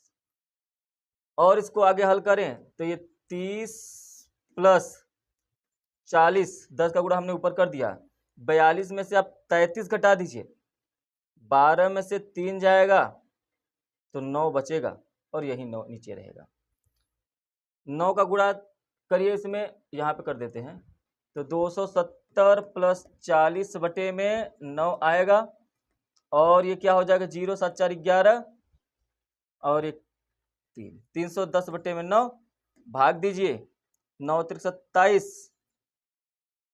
ठीक है, 4 आएगा, और उसको 9 चौक 36, फिर 4 आएगा, 9 चौक 36, 34.3 इसका करेक्ट आंसर आएगा। 34.3 इसका करेक्ट आंसर आएगा। ठीक है, चलिए अगले प्रश्न पे बढ़ते हैं हम लोग। प्रश्न नंबर दूसरे का बी। प्रश्न नंबर दूसरे का बी देखिए, कह रहा है कि ओ केंद्र के एक वृत्त की त्रिज्या 5 सेंटीमीटर, इसकी एक जीवा पी क्यू 8 सेंटीमीटर लंबी है। देखिए बात यह है कि इस प्रश्न को अच्छे से समझ लेते हैं आप। ये एक वृत्त है, कह रहा है कि इसकी एक जीवा पी क्यू, इसकी एक जीवा जो है वो पी क्यू है, इसकी एक जीवा है पी क्यू, हम यहाँ पे एक जीवा बना लेते हैं पी क्यू, ये एक जीवा है पी क्यू, ठीक है, ये हमारा पी हो गया, ये क्यू हो गया, जिसकी लंबाई हमारा 8 सेंटीमीटर है। कितना है, 8 सेंटीमीटर। कह रहा है पी और क्यू से खींची गई स्पर्श रेखा बिंदु टी पर मिलती हुई है। यहाँ पर एक टी बिंदु मिला देते हैं, ले लेते हैं, और ये जो टी बिंदु है, देखिए यहां से एक स्पर्श रेखा खींची जा रही है, ये, और यहाँ पर ये जो बिंदु है ना, ये टी है, ये जो बिंदु है टी है। अब इस बात को बहुत ही अच्छे से समझ लीजिए, आपको यहाँ समझना पड़ेगा 2-3 बात। एक बात ये समझना पड़ेगा कि यहाँ से ये जो लाइन है ये त्रिज्या है, ये लाइन क्या है, त्रिज्या है। त्रिज्या जो 5 सेंटीमीटर दे रखा है, ये जो जीवा है ये 8 सेंटीमीटर दे रखा है, जाहिर सी बात है ये भी एक त्रिज्या ही हो जाएगी। क्या हो जाएगी, त्रिज्या हो जाएगी। इतनी सी बात समझ में आई। अब आप एक बात समझिए, थोड़ी सी बात दिमाग में रखाइए कि अगर हम यहाँ से इस जीवा का जो केंद्र है आधा आधा कर दें, तो ये 4 सेंटीमीटर हो जाएगा, ये भी 4 सेंटीमीटर हो जाएगा कि नहीं हो जाएगा। तो यहाँ पर एक बिंदु रखते हैं, और उस बिंदु का नाम हम रख देते हैं M। ये जो बिंदु है, ये बिंदु जो है, ये हम इसको मानते हैं ये M है। ध्यान से समझिए प्रश्न को, बिंदु क्या है, M है। कह रहे टीपी की लंबाई ज्ञात करिए, आपको ये लंबाई ज्ञात करना है टीपी, ठीक है। अगर ये M है, मध्य बिंदु है, तो जाहिर सी बात है कि ये 4 हो जाएगा और ये भी 4 हो जाएगा, ठीक है। यहाँ पर मैं एक इस तरह से डॉट डॉट डॉट कर दे रहा हूँ, क्योंकि ये भी सीधे मध्य बिंदु से है। और यही बात अगर आप आगे थोड़ा सा बढ़े, तो ये अगर T से O को मिला दिया जाए, तो ये बिल्कुल मध्य बिंदु वाला काम करेगा। अब इतना सा जो चित्र बना है, अब इसी से हम लोग प्रश्न को हल करेंगे और समझ लेंगे। देखिए पहले तो ये समझ लेते हैं कि अगर ध्यान से देखिए ये स्पर्श रेखा है और ये त्रिज्या है तो ये 90 अंश का कोण बनेगा। सेम इसी तरीके से अगर ये स्पर्श रेखा है, ये त्रिज्या है तो ये 90 अंश का कोण बनेगा। यहाँ पर जो मध्य बिंदु है यहाँ पर भी 90 अंश का कोण बनेगा, यहाँ पर भी 90 अंश का कोण बनेगा। ठीक है, इसका मतलब एक समकोण त्रिभुज ये हो गया। टीपी की लंबाई ज्ञात करनी है तो इस पर देखते हैं, एक समकोण त्रिभुज ये हो गया जहां पर ये 90 डिग्री का कोण बन रहा है। दूसरा इसी लाइन पर एक त्रिभुज ये बन जाएगा जहां पर ये 90 अंश का कोण बना रहा है। और अगर हम ध्यान से बात को देखें तो ये लंबाई हम लोग ज्ञात कर सकते हैं, तो आप कहेंगे बिल्कुल ज्ञात कर सकते हैं। तो आप कहेंगे कि त्रिभुज, क्या कहेंगे, त्रिभुज ओ एम पी में, ओ एम पी में क्या कहेंगे, कहेंगे कि ओपी का स्क्वायर बराबर ओ एम का स्क्वायर प्लस एम पी का स्क्वायर। ओपी का मान कितना दे रखा है तो कहेंगे 5, ओ एम का स्क्वायर हमको पता ही नहीं है, एम पी का मतलब 4 हो गया। तो 5 का स्क्वायर 25, 4 का स्क्वायर 16 इधर भेज देंगे बराबर ओ एम का स्क्वायर, 25 में 16 गया 9 आ जाएगा जो कि अंडर रूट में आ जाएगा ओ एम। तो ओ एम का जो मान आ जाएगा वो कितना आ गया, 3 आ गया। अभी आप इस बात को समझ लीजिए कि ये जो वैल्यू आया यहाँ से यहाँ तक, ये यहाँ पर 3 आ गया है। कितना आ गया है, 3। ओ एम पी, ध्यान से इस बात को समझेंगे सवाल सॉल्व हो जाएगा। ओ एम पी और ओ पी टी, इस त्रिभुज को यहाँ पर आप लिखेंगे त्रिभुज ओ एम पी तथा त्रिभुज ओ पी टी में, कहेंगे ठीक है सर। अगर ओ एम पी और ओ पी टी देखें तो यहां पर देखिए ओ एम पी, इस त्रिभुज में ये 90 अंश का कोण है तो कहेंगे कोण एम बराबर 90। क्या कहेंगे, कोण एम बराबर, और इसमें आप देखिए ये कोण ओ पी टी, कोण ओ पी टी, आप बल्कि इसको लिख लीजिए O M P, O M P बराबर ओ पी टी बराबर 90 अंश। ठीक है, दूसरी बात अगर आप यहीं देखें, ये जो आधार है इस बड़े वाले त्रिभुज का ओपीटी का, ये सेम आपको इसी आधार पर दिखेगा। लेकिन अगर एक चीज देखें, इस वाले त्रिभुज में ये जो कोण है, उसके बाद इस वाले त्रिभुज को देखें, ये जो कोण है दोनों उभयनिष्ठ हैं, दोनों कॉमन है, एक ही है। तो आप ये भी लिख सकते हैं क्या कि कोण पी ओ एम बराबर कोण पी ओ टी बराबर, ब्रैकेट में लिख लीजिए उभयनिष्ठ कोण, उभयनिष्ठ कोण। अतः आप कह सकते हैं, अतः त्रिभुज ओ एम पी समरूप हो जाएगा त्रिभुज ओ पी टी के, क्यों, एंगल समरूपता से। एंगल समरूपता से क्या हो जाएगा भैया, समरूप हो जाएगा। इतनी सी बात यहाँ पे समझ में आ गई होगी। ठीक है, हमने वैल्यू भी निकाल रखा है। अगर ये समरूप हो गया तो कहेंगे टीपी बटा टी एम, टीपी बटा टी एम, ध्यान समझिए, टीपी बटा पी एम, क्योंकि हम यहां से 90 अंश के कोण की तरफ जा रहे हैं तो यहां से भी 90 अंश के कोण की तरफ ही जाएंगे। तो टीपी बटा पी एम, यहाँ पे लिखिए टीपी बटा पी एम बराबर ओपी बटा ओ एम। सिंपल से लैंग्वेज में आप इससे प्रश्नों को हल कर सकते हैं। अब आप कहेंगे टीपी बराबर ओपी गुणे पी एम को यहां पर भेज दीजिए, बटे में ओ एम नीचे रहने दीजिए। अब यहां पर एक चीज देखिए कि ओपी का मान आपको पता है, नहीं पता है, ओ पी का मान जो त्रिज्या है वही तो है 5 गुणे पी एम का मान 4 बटे में OM का मान हमने यहाँ पर निकाल रखा है 3 बराबर, ये TP के बराबर है। तो कहेंगे TP बराबर 20 बटे में 3, और इसको और हल करना चाहें तो 3 छक्का 18 होता है, 2 बचेगा, फिर उसके बाद 3 छक्का 18 जाएगा, 6.66 आएगा। ठीक है, यही आपका क्या हो जाएगा, आंसर हो जाएगा, टीपी का मान हो जाएगा। ठीक है, 3 छक्का 18, 2 बचेगा, फिर 3 छक्का 18, इसी तरह से 6 हो चलता चला जाएगा। ये आपका आंसर होगा। उम्मीद है ये एक छोटा सा प्रश्न है, लेकिन अगर आप ध्यान से समरूपता का टॉपिक समझ लें तो ये प्रश्न बहुत आसान हो जाता है। आगे बढ़ते हैं। प्रश्न नंबर सी को बहुत ही ध्यान से देखिए। कह रहा है एबीसीडी एक समलंब है जिसमें AB समांतर है DC तथा इसके विकर्ण परस्पर O बिंदु पर प्रतिच्छेद करते हैं। तो सिद्ध कीजिए कि AO बटा BO, आपको सिद्ध करना है कि AO बटा BO बराबर CO बटा DO। ठीक है, कोई बात नहीं, यहाँ पर भी अगर हम समरूप निकाल दें तो काम हमारा बन जाएगा। पहले इस चित्र को बनाते हैं और समझते हैं। समलंब त्रिभुज कह रहा है भैया, समलंब त्रिभुज हमको बनाने आता है, हम बनाएंगे। ये लीजिए, एक समलंब त्रिभुज हमने बना दिया। ये A है, ये B है, ये C है और ये D है। इसके विकर्ण भी दिए गए भैया, लीजिए हम इसके विकर्ण को भी बना देते हैं। ये विकर्ण हो गया, दोनों के दोनों विकर्ण हो गए। अच्छा, इतना हो गया तो आप क्या ये कर सकते हैं, क्या इसको और आगे बढ़ा दें इस तरीके से। अगर आप इसको आगे बढ़ा दें तो आप देखेंगे ये दोनों के दोनों क्या है, पैरेलल लाइन ही तो है, पैरेलल लाइन समांतर रेखाएं ही तो है। इसका मतलब आप इसको भी आगे बढ़ा दीजिए ऐसे, कहेंगे आगे चलता चला जाएगा, ये विकर्ण भी है ना, कहेंगे ठीक है सर। तो ये जो O है इसी में सबका दिमाग रहना चाहिए। अब इस प्रश्न को आराम से हम लोग पहले समझ लेते हैं।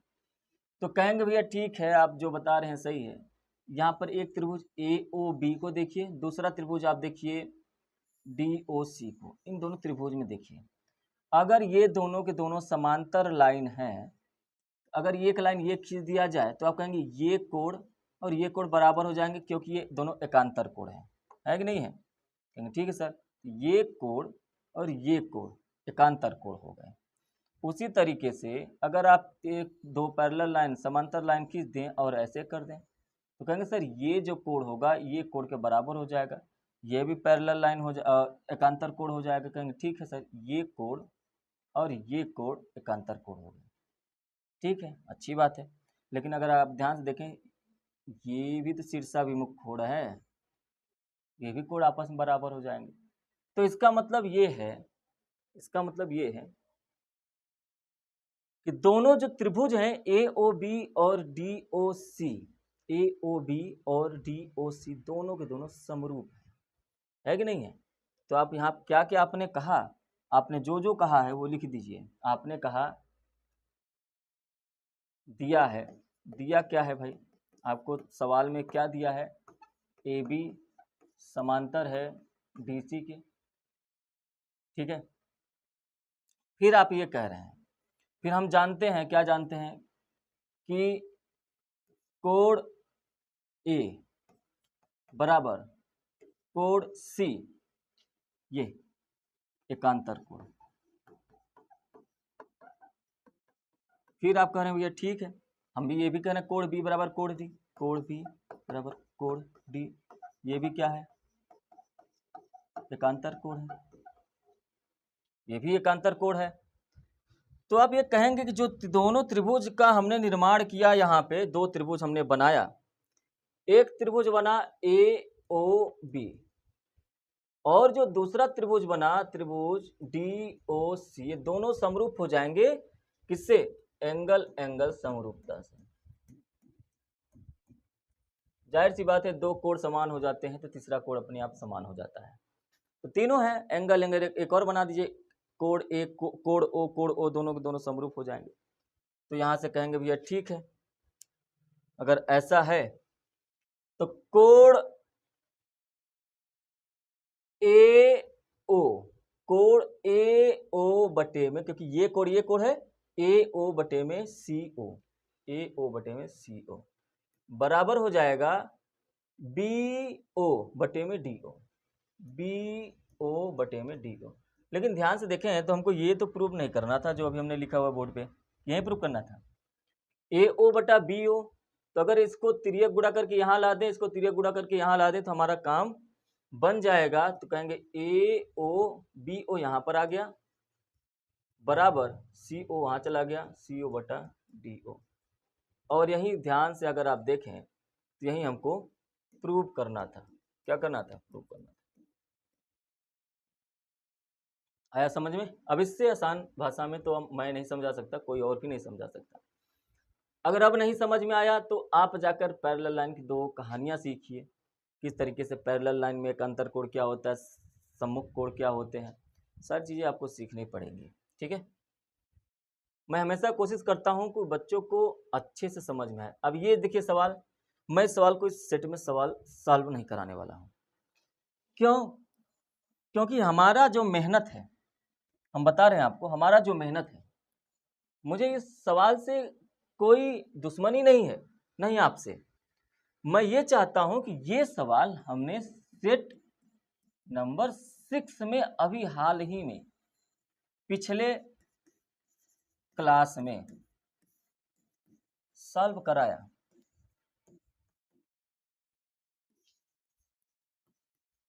पिछले क्लास में सॉल्व कराया है, वहां पर जाकर आप देखिए, वहां पर जाके देखिए। अगर वहां से देखते हुए आए हैं तब तो ये हल कर लेंगे आप, इसको हल करिए। और सेम यही सवाल है, इसमें एक भी अक्षर नहीं बदला हुआ है, सेट नंबर 6 में यही सवाल आया हुआ है। तो वहां पर जाकर आप हल करिए, और यहां पर मैं हल नहीं कराऊंगा। अब यहाँ पर मेरी मर्जी चलेगी। अब इतना तो मैं अपना मर्जी चला सकता हूँ कि सेट नंबर 7 तक पहुँचते पहुँचते, आज अंतिम सेट है, अंतिम सेट तक पहुँचते पहुँचते एक प्रश्न मैं आपके लिए करने के लिए दे दूँ। और ऐसा भी नहीं कि मैंने इसको सॉल्व नहीं कराया, इसके पहले वाले क्लास में मैंने जस्ट पहले वाले क्लास में कराया हुआ है, सेट नंबर 6 में। तो उम्मीद है कि आप उसमें हल कर लेंगे। ठीक है, आगे बढ़े, आगे बढ़ा जाए कि सॉल्व करा दे? आगे बढ़ते हैं, इसको आप लोग सॉल्व कर लीजिएगा। अगर नहीं आएगा, डाउट होगा तो बताइएगा, कमेंट में पिन अप कर देंगे, एक लिंक डाल देंगे, उस पर क्लिक करेंगे तो वो आपका सीधे यही वीडियो खुल जाएगा। आगे बढ़ते हैं, द्विघात समीकरण हल करते हैं भैया। द्विघात समीकरण हल करना है हमको, इसके मूल निकालने हैं। लिखा हुआ है 2x² प्लस √7x - 7 बराबर में 0। अब यहाँ पर देखिए, हमको ये पता होता है कि ये ax² और ये जो c होता है, a और c का गुणा करना होता है, मतलब 2 × 7 करना होता है। और हमने किया, 14 आया। लेकिन इस 14 को दो ऐसे भागों में तोड़ना होता है कि गुणा करने पर 14 आए, लेकिन जोड़ने या घटाने पर √7 आ जाए। अब यहां पर समस्या है कि √7, थोड़ा सा इसके लिए एक कंसेप्ट आप सीख लीजिए कि जब भी जैसे √ में 7 का गुणा √ में 7 से करते हैं तो हमेशा 7 ही आता है। इसका मतलब ये कि अगर कहीं पर 7 लिखा हुआ है तो आप उसमें से √7 कॉमन ले लें तो बचेगा √7 ही। बात समझ में आया है ना? यहां पर ये भी समझिए कि √7 कॉमन लेने पर √7 ही बचता है, क्योंकि 7 का गुणा √7 में होता है भैया। ठीक है, तो यहाँ पे क्या ऐसा कर दें कि गुणा करने पर 14 आए? तो हम कहेंगे भैया देखिए, अगर हम √7 दोनों तरफ करें, √7 इस तरफ भी, √7 इस तरफ भी, तो गुणा करेंगे दोनों का तो 14 तो नहीं आएगा, लेकिन 7 आ जाएगा। तो 7 में सिर्फ हमको 2 का ही तो गुणा करना है। अगर हम इधर 2 का गुणा कर दें, 2 √7 और √7, √7 गुणा करेंगे 7 आएगा, 7 में 2 का गुणा करेंगे 14 आ जाएगा, आ गया। लेकिन आपको ऐसा करना है कि √7 भी आना पड़े ना जोड़ने या घटाने पर। भैया 2 √7 में से एक √7 घटाएंगे तो बचेगा √7 आ गया। √7 के जगह पे इस मान को हमको रखना है, तो हम रखेंगे 2x² प्लस 2 √7 माइनस √7 x - 7 बराबर में 0। 2x² प्लस 2 √7 x - √7 x - 7 बराबर में 0। दो दो का जोड़ा बनाएंगे, दोनों को कॉमन लेंगे, यहाँ पे 2x कॉमन ले लीजिए, 2x कॉमन लेंगे तो x प्लस यहाँ से 2 और x गया है √7, यहाँ से -1 कॉमन लीजिए, -1 माइनस √7 कॉमन लीजिए, तो यहाँ पे क्या बचेगा, सिर्फ x बचेगा, लेकिन यहाँ पे माइनस नहीं आएगा, प्लस आएगा क्योंकि हमने माइनस को भी कॉमन ले लिया। लेकिन यहाँ पे देखिए 7 है, हमने कहा है 7 में से √7 कॉमन ले लिया है, बचेगा क्या, √7 ही बचेगा, बराबर में 0। x प्लस √7 दोनों को बाहर कर लीजिए, ये कॉमन बचा, क्या कहेंगे 2x माइनस √7 बचा, बराबर में 0। कहेंगे ठीक है भैया, तो x प्लस √7 बराबर में 0 है, x बराबर में उसको उस तरफ भेज दीजिए -7, 2x माइनस √7 बराबर 0 है, तो 2x बराबर -7 उधर जाएगा तो बचेगा √7 और x बराबर क्या हो जाएगा, √7 बटे में 2 हो जाएगा। तो जो ये x के दोनों मान आए, दोनों शून्यक है, तो वो कहेंगे वो आ गया, एक तो आ गया माइनस में √7 और दूसरा आ गया √7 बटे में 2, यही आपका क्या हो जाएगा, आंसर हो जाएगा। ठीक है, आगे बढ़ते हैं प्रश्न नंबर दूसरे का f। प्रश्न नंबर दूसरे का f देखिए क्या कह रहा है, कह रहा है कि 8 3 -2 के 21 पदों का योगफल। देखिए ये जो 8 3 -2 डॉट डॉट डॉट 21 पदों का योगफल, 21 पदों का मतलब n बराबर आपको 21 दिया है, जितने पद होते हैं उसको हम लोग n से डिनोट करते हैं। ये जो सबसे पहले लिखा हुआ ये a होता है 8, और क्या दे रखा है, 3 में से आप 8 घटा दीजिए, कितना आएगा, तो कहेंगे 3 में से 8 घटाएंगे तो -5 आएगा, -2 में से 3 घटाएंगे तो भी -5 ही आएगा, क्या -2 में से 3 घटाइए -5 आएगा, बिल्कुल सर सही है। और यहाँ तक अगर सही है तो इसका मतलब हमारा डी जो है वो आ गया -5। अब हम लोग ये क्यों निकाल रहे हैं, क्योंकि हमको पता है कि कुल योग बराबर मतलब SN बराबर होता है n/2 ब्रैकेट में 2a plus n-1 into D.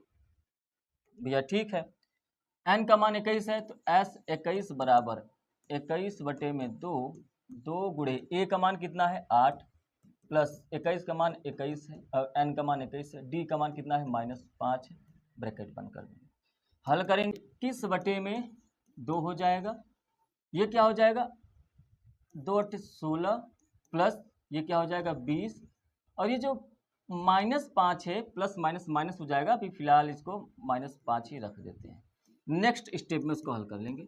21 बटे में 2 ये हो जाएगा 16, अब ये माइनस हो जाएगा 100 बराबर 21 बटे में 2 गुणे 16 में से ये जाएगा तो माइनस में आएगा, ठीक है, -84, 2 से इसको काट देंगे, 2 चौका 8, 2 दूनी 4, 42 आ गया, तो -21 गुणे 42 आ गया, और इसको हल कर देंगे तो 882 आ जाएगा, वो भी माइनस में, यही आपका क्या हो जाएगा, आंसर हो जाएगा, ये क्या हो जाएगा, आंसर हो जाएगा। ठीक है, उम्मीद है कि आपको ये सिंपल सा प्रश्न आपको समझ में आ गया होगा। तो आप अंत में लिख देंगे कि प्रथम 21 पदों का योगफल बराबर -882। अगर आपका आंसर प्लस में आया ना तो गलत, क्योंकि यहीं से माइनस से स्टार्ट हो गया है सवाल में ही, तब आगे जितने भी आएंगे वो माइनस में ही आएंगे।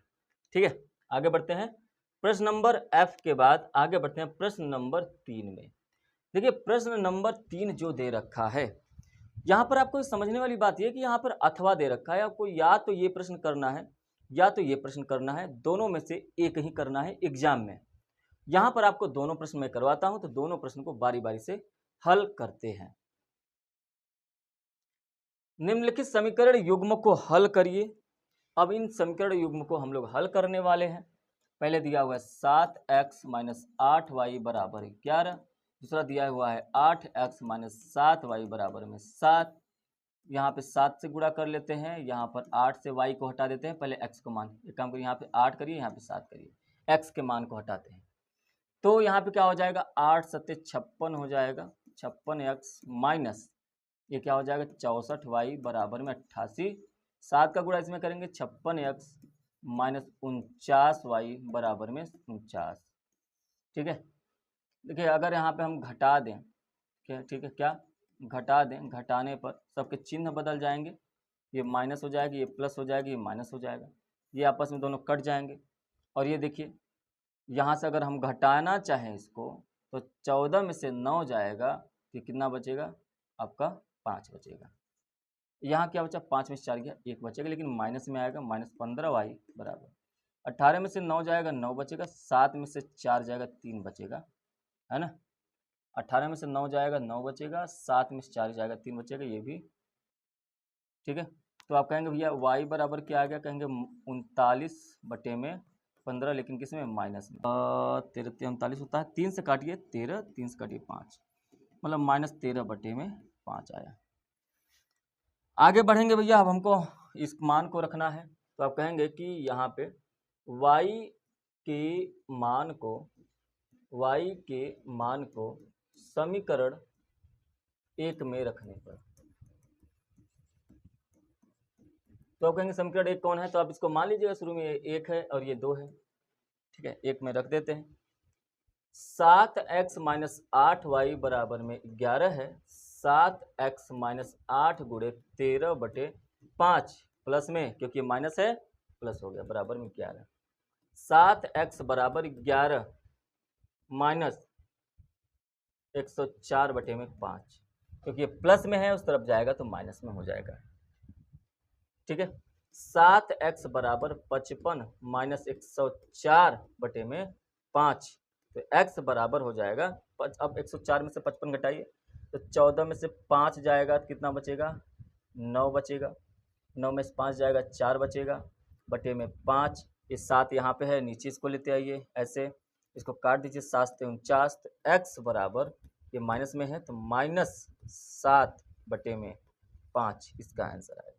तो जो x का मान आया वो आया -7/5, और जो y का मान आया वो आया -13/5, ठीक है। यही आपका क्या हो जाएगा आंसर हो जाएगा, यही आपका आंसर हो जाएगा। आगे बढ़ते हैं प्रश्न नंबर 3 का अथवा प्रश्न, ध्यान रखिएगा एग्जाम में दोनों में से कोई एक ही करना है, यहां पर मैं आपको दोनों प्रश्न हल कराऊंगा, ठीक है। प्रश्न देखिए क्या कह रहा है कि किसी भिन्न के अंश से 2 घटाने पर माना वह भिन्न बराबर x/y, जहां पर x अंश है और y जो है वो हर है। तो प्रश्न जैसे जैसे कह रहा है वैसे वैसे हमको फॉलो करना है। किसी भिन्न के अंश से 2 घटाने पर, और हर में 3 जोड़ने पर, हर y है बटे y में 3 जोड़ने पर 1/4 हो जा रहा है। तिर्यक गुणा करेंगे 4x - 8 बराबर, इसका तिर्यक गुणा कर दीजिए y + 3, 4x - y - 8 - 3 बराबर 0, सबको एक तरफ लेते आए, 4x - 8 3 11 -11 बराबर 0। अब यहाँ पे 4x - y बराबर -11 को उस तरफ भेज दीजिए, 11 1। आगे बढ़ते हैं, फिर दूसरा क्या कह रहा है कि यदि अंश में 6 जोड़ा जाता है, अंश में 6 जोड़ दें भैया, और हर में 3 से गुणा कर दें, तो ये हो जाता है 2/3। ध्यान से देखें तो 3 को अगर यहाँ पर भेज दें तो क्या दिक्कत है, तिर्यक गुणा करने पर इस 3 को हम यहाँ पे नहीं भेजेंगे। ये है x + 6 बराबर 2 गुणे 3 गुणे y बटे में 3, और ये 3 से 3 कट जाएगा, तो कहेंगे x + 6 बराबर 2y। 2y को हम इस तरफ भेजेंगे, 2y मतलब x - 2y बराबर -6 समीकरण नंबर 2। अब यहाँ पे क्या करेंगे, समीकरण नंबर 1 और 2 से लिखेंगे, समीकरण 1 और 2 से, समीकरण 1 और 2 से करना क्या है, समीकरण 1 क्या दे रखा है 4x - y बराबर में 11, समीकरण 2 क्या दे रखा है x - 2y बराबर में -6। इन दोनों को पहले मल्टीप्लाई कर लेते हैं, ये 1 से होगा, ये 4 से होगा, तो 4x - y बराबर में 11, और ये हो जाएगा 4x - 8y बराबर में 6 24, लेकिन माइनस में। भाई क्या करेंगे, यहाँ पे घटाएंगे, घटाने पर लिखेंगे जरूर, क्योंकि ये लिखना जरूरी है, एग्जामिनर को पता हो जाना चाहिए कि बच्चे को पता है। ये माइनस, ये प्लस, ये प्लस।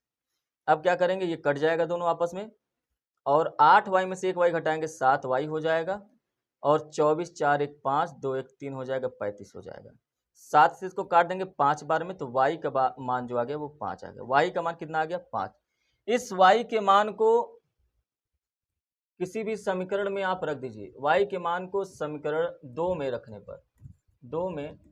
पर, समीकरण अगर आप 2 में रख रहे हैं तो x माइनस 2y बराबर -6 रखा हुआ है। x माइनस 2 गुणे 5 बराबर -6, x माइनस 10 बराबर -6, x बराबर 10 माइनस 6, x बराबर 4। तो x का मान कितना आया? 4। तो वह जो भिन्न हमने स्टार्टिंग में मान रखा था, भिन्न हमने क्या माना था? भिन्न हमने माना था x बटे में y, वास्तव में वो 4 बटे में 5 था। यही आपका क्या है? आंसर। यही हमारा क्या है? आंसर। ठीक है, कोई दिक्कत परेशानी हुई? नहीं हुई। थोड़ा बहुत होगा तो उसमें जाकर प्रीवियस सेट को सॉल्व कर लीजिए। वैसे मैं अपना पूरा कोशिश करता हूं कि आपको सवाल अच्छे से समझ में आ जाए। प्रश्न नंबर 4 में पहुंचते हैं, और प्रश्न नंबर 4 में भी अगर आप ध्यान से देखें, यहाँ पे लिखा हुआ है अथवा। इसका मतलब या तो आपको ये प्रश्न हल करना है या तो आपको ये प्रश्न हल करना है।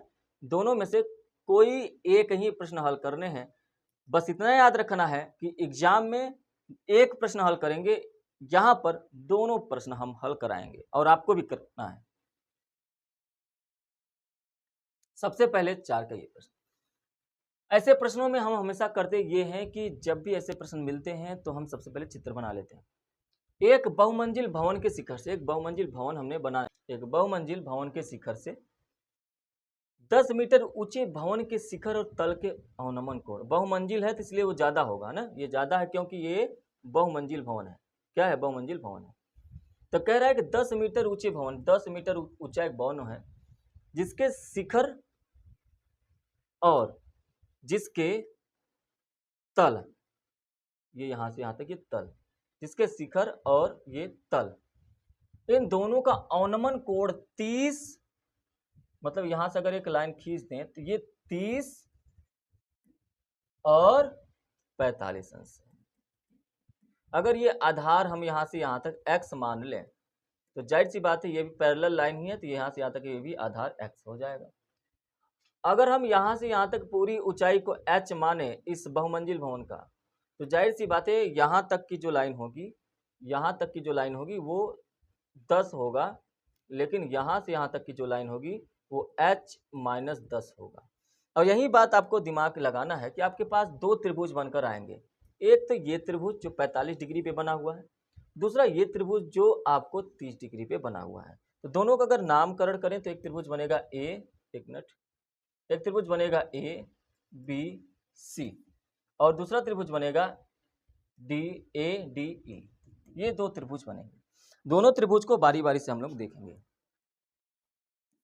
सबसे पहले त्रिभुज ए बी सी में बस वही tan थीटा बराबर कहेंगे लंब बटे में आधार, लंब बटे में आधार। tan थीटा, थीटा का मान यहाँ पे 45 डिग्री है क्योंकि ए बी सी में ये बड़े वाले त्रिभुज में बात कर रहे हैं 45 अंश। लंब कितना है? लंब आपका पूरा h है, आधार कितना है? x है। tan 45 अंश का मान 1 होता है, h बटे x हो जाएगा। आधार है ना, आधार आपका क्या है? आधार आपका x है और पूरा ये h है। तो x बराबर क्या आ गया? x बराबर हमारा h आ गया। x बराबर क्या आ गया? h। एक बात। दूसरे त्रिभुज में चले हम लोग, दूसरे त्रिभुज में जिसमें ए डी ई में, इसमें लंब आपका h माइनस 10 है, आधार आपका x ही है और थीटा आपका 30 अंश है। इसको रखेंगे त्रिभुज ए डी ई में। त्रिभुज ए डी ई में क्या करेंगे भैया? tan थीटा बराबर लंब बटे में आधार, लंब बटे में आधार। tan 30 अंश हो जाएगा बराबर लंब कितना है? h माइनस 10, आधार कितना है? वही x है। tan 30 अंश का मान होता है 1/√3 बराबर h माइनस 10 हो जाएगा। अच्छा देखिए, भवन की ऊंचाई भी मतलब h का भी मान ज्ञात करना है और दोनों भवनों के बीच की दूरी x का भी मान ज्ञात करना है, और यहाँ नीचे क्या हो जाएगा? x। त्रिज्या गुणा करेंगे तो x बराबर हो जाएगा h माइनस 10 ब्रैकेट में ये √3। ये समीकरण नंबर 2। समीकरण नंबर 2 और 1 दोनों आपको बराबर दिखाई दे रहे होंगे, मतलब x के बराबर, x के बराबर। इसका मतलब इस x के जगह पे हम h रख सकते हैं, तो यहाँ पे रखेंगे h। आप ऐसे लिख लीजिए पहले कि समीकरण 1 का मान 2 में रखने पर, 2 में रखने पर जब आप इस मान को रखेंगे तो h बराबर h माइनस 10 अंडर रूट 3 हो जाएगा। h बराबर हो जाएगा under root 3 h minus 10 under root 3। इसको आप 10 अंडर रूट 3 को इधर भेज दीजिए, 10 अंडर रूट 3 बराबर under root 3 h minus h हो जाएगा। 10 अंडर रूट 3 बराबर क्या हो जाएगा, h कॉमन ले लीजिए, अंडर रूट 3 माइनस 1 हो जाएगा। तो ये क्या हो जाएगा, h बराबर हो जाएगा 10 अंडर रूट 3 बटे में अंडर रूट 3 माइनस 1। ये ध्यान रखिएगा, ये h का मान है और h का मान ही तो x का मान है। h बराबर x बराबर क्या है, 10 अंडर रूट 3 बटे में अंडर रूट 3 माइनस 1। यही आपका क्या हो जाएगा, आंसर हो जाएगा। क्या हो जाएगा, आंसर हो जाएगा। ठीक है, आगे बढ़ा जाए। चलिए अगला प्रश्न देखते हैं। अब चाहे तो आप परिमेयीकरण कर लीजिए, आपका मन है परिमेयीकरण करके कर सकते हैं, उसमें कोई फर्क नहीं पड़ता है। जब सूर्य का उन्नयन कोण फाई से थीटा हो जाता है, फाई से थीटा हो जाता है, तो क्षैतिज तल में खड़े एक स्तंभ की छाया, क्षैतिज तल में खड़े एक स्तंभ की छाया a मीटर अधिक हो जाती है। स्तंभ की ऊंचाई ज्ञात करिए। स्तंभ की ऊंचाई ज्ञात करिए। पहले प्रश्न जैसे कह रहा है वैसे फॉलो कर लीजिए भैया। हमको प्रश्न ने सबसे पहले कहा ये एक पेड़ है, अब ये इसकी जो परछाई पड़ रही है, ये परछाई पड़ रही हुई, जब ये परछाई पड़ रही थी तो इसका जो कोण था वो आपका था फाई। क्या था, फाई। कह रहा फाई से थीटा हो जाता है, मतलब अब ये कोण थीटा हो जा रहा है। क्या हो जा रहा है, थीटा। ये कब हो जा रहा है, जब a मीटर अधिक हो रहा है भैया, a मीटर अधिक हो रहा है। इसका मतलब यहां से यहां a मीटर अधिक हो गया और ये आपका थीटा हो गया। अगर ये a हो गया, ये b हो गया, तो ये c हो जाएगा और ये d हो जाएगा। और यहां से यहां तक की दूरी कितनी थी हमको नहीं पता है, हम x मान लेते हैं, ऊंचाई को h मान लेते हैं। अब हमको निकालना क्या है, ध्यान से समझ लीजिए। हमको प्रश्न में पूछा स्तंभ की ऊंचाई मतलब h का मान निकालना है। बहुत ही आसानी से इस प्रश्न को हल करेंगे और हल हो जाएगा। देखिए कैसे हल होगा, ध्यान से समझिए।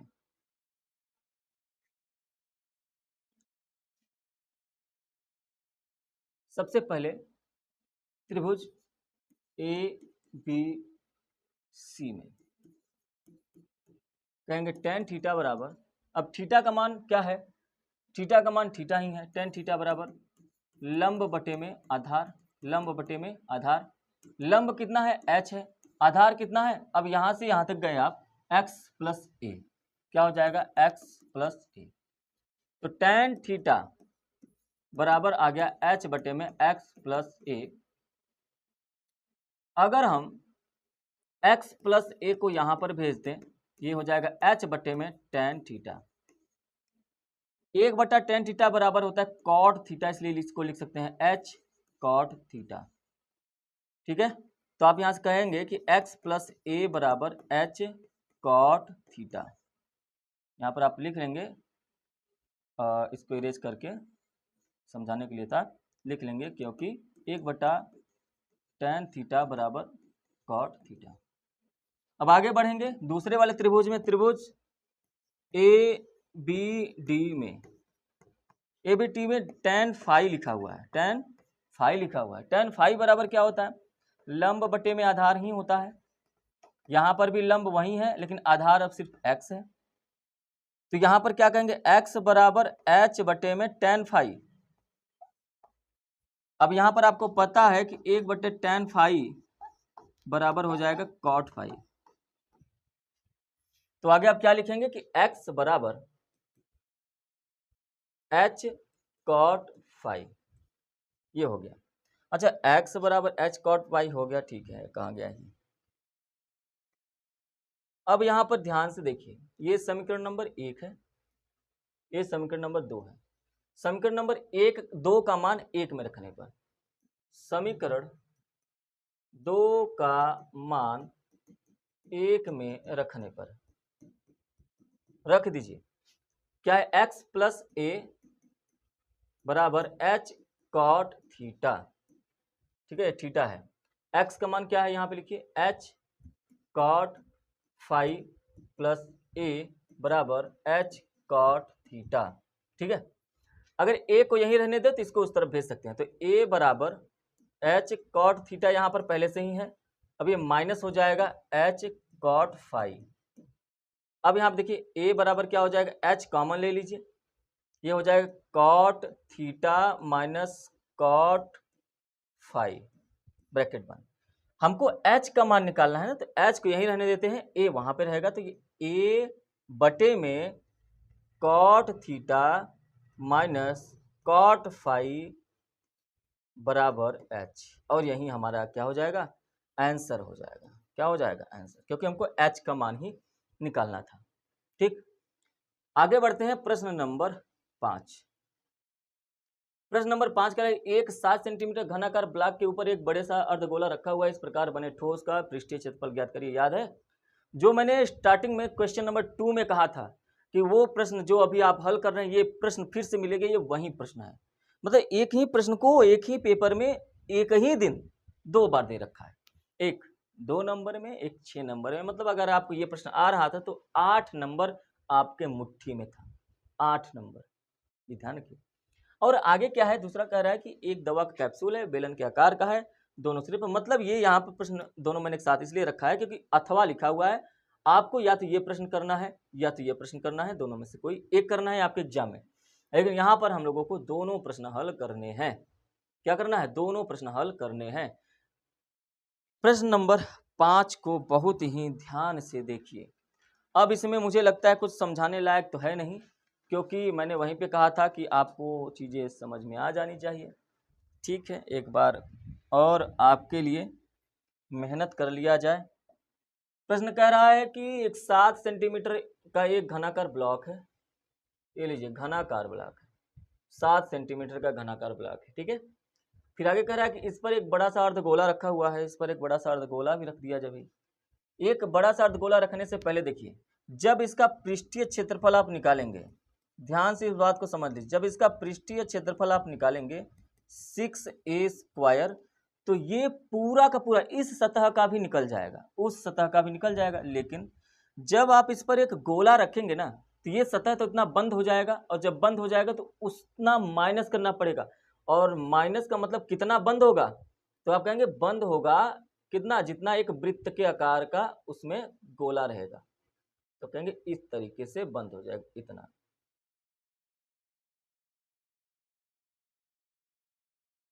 इतना बंद हो जाएगा, तो इतने को माइनस करना पड़ता है हमको। क्या करना पड़ता है, माइनस करना पड़ता है। हम लोग अंत में आकर यहाँ से माइनस करते हैं इसको लेकर। अब उम्मीद है कि ये पार्ट आपको अच्छे से समझ में आ गया होगा कि ये गोला इस तरीके से क्यों बना है। ठीक है, ये जो अभी बना ये आपको माइनस करना पड़ता है। ठीक है, चलिए प्रश्न में कहा है पृष्ठीय क्षेत्रफल इस पूरे चित्र का बनाइए, तो कुल पृष्ठीय क्षेत्रफल बराबर कुल पृष्ठीय क्षेत्रफल बराबर, पहले उस घन का पृष्ठीय क्षेत्रफल, घन का संपूर्ण पृष्ठीय क्षेत्रफल, अर्धगोले का वक्र पृष्ठीय क्षेत्रफल, और इसमें से माइनस करना पड़ेगा ये जो अर्धगोला है इसका आधार है, अर्धगोले के आधार का क्षेत्रफल, आधार का क्षेत्रफल मतलब πr², एक वृत्त ही है, एक वृत्त का क्षेत्रफल माइनस करना पड़ता है, तो हम लोग माइनस करेंगे भाई। और इसके पहले अगर आप देखें तो a का मान, अच्छा ये संपूर्ण ये हो जाएगा 6a² प्लस अर्धगोले का वक्र पृष्ठीय क्षेत्रफल होता है 2πr² माइनस अर्धगोले के πr²। r का मान कहीं दे रखा है क्या, कहेंगे 7 सेंटीमीटर वाले एक घनाकार ब्लॉक के ऊपर। अब आप एक चीज समझिए, यहाँ पे अगर ये पूरा का पूरा रखा हुआ है, पूरा का पूरा रखा हुआ है, जाहिर सी बात है यहाँ से यहाँ तक त्रिज्या होगा, और यहाँ से यहाँ तक भी त्रिज्या होगी। लेकिन अगर ध्यान से देखें तो ये तो पूरा यही जो इसका एक भुजा है, यही भुजा ही इसका क्या है, ये पूरा पूरा व्यास है। इसका मतलब ये है, ये जो त्रिज्या होगा इस भुजा का आधा हो जाएगा त्रिज्या। भुजा कितना दे रखा है, 7 सेंटीमीटर की भुजा दे रखा है, 7/2 क्या हो जाएगा, त्रिज्या हो जाएगा। ठीक है, ठीक। तो यहाँ पे सबका मान रख देंगे। देखिए पहले ये समझिए 2πr² में से 1πr² माइनस कर देंगे तो πr² बचेगा, 6a² प्लस πr²। 6 गुणे 7 गुणे 7 क्योंकि 7 स्क्वायर है, 7 गुणे 7 प्लस पाई का मान 22/7 है, आर का मान क्या है 7/2, 7 गुणे 7 7/2 गुणे 7/7 2 हो जाएगा। अब यहाँ पर आपको हल करना है, 7 से इस 7 को काट दीजिए, ये हो जाएगा 42 गुणे 7 प्लस ये कितना हो जाएगा, इसको काट दीजिए 2 से 11 बार, 77/2 हो जाएगा। 7 दूनी 14 होता है, 7 चौक 28 1 29 होता है, प्लस 77/2 हो जाएगा। अब क्या होगा भैया, अब चाहे इसमें गुणा करिए जोड़िए या इसी को डायरेक्ट काट दीजिए, इसी को डायरेक्ट काट देते हैं 2 से। देखिए एक चीज और यहाँ पे जानते रहिएगा, अगर 77 को 2 से आप काट रहे हैं तो भाग दीजिए, या तो एक और तरीका होता है, जानते हैं क्या, कि आप इसमें 5 का गुणा कर दीजिए। 5 का गुणा करेंगे, 5 7 7 5 35 और 5 7 35 और 3 38, बस एक स्थान पे दशमलव लगा दीजिए। 5 से गुणा करके एक स्थान पे दशमलव लगा दीजिए, या तो 2 से भाग दीजिए, इतना ही आएगा, देख लीजिए चेक करके। तो 294 प्लस 38.5, हमेशा याद रखिएगा जब भी आपको 2 से भाग देना होता है ना, तो आप सीधे 5 से गुणा कर दीजिए, जितना आए एक स्थान पे दशमलव लगा दीजिए। अब इन दोनों को जोड़ना है हमको भैया, जोड़ना है, सबसे पहले 5 लिखिए, दशमलव लगाइए, 8 4 12 का 2 कैरी 1 हो गया, 9 3 12 और 1 13 का 3 हाथ में 1 लग गया, 2 1 3 हो गया, 332.5 सेंटीमीटर स्क्वायर, यही हमारा क्या हो जाएगा, आंसर हो जाएगा 332.5।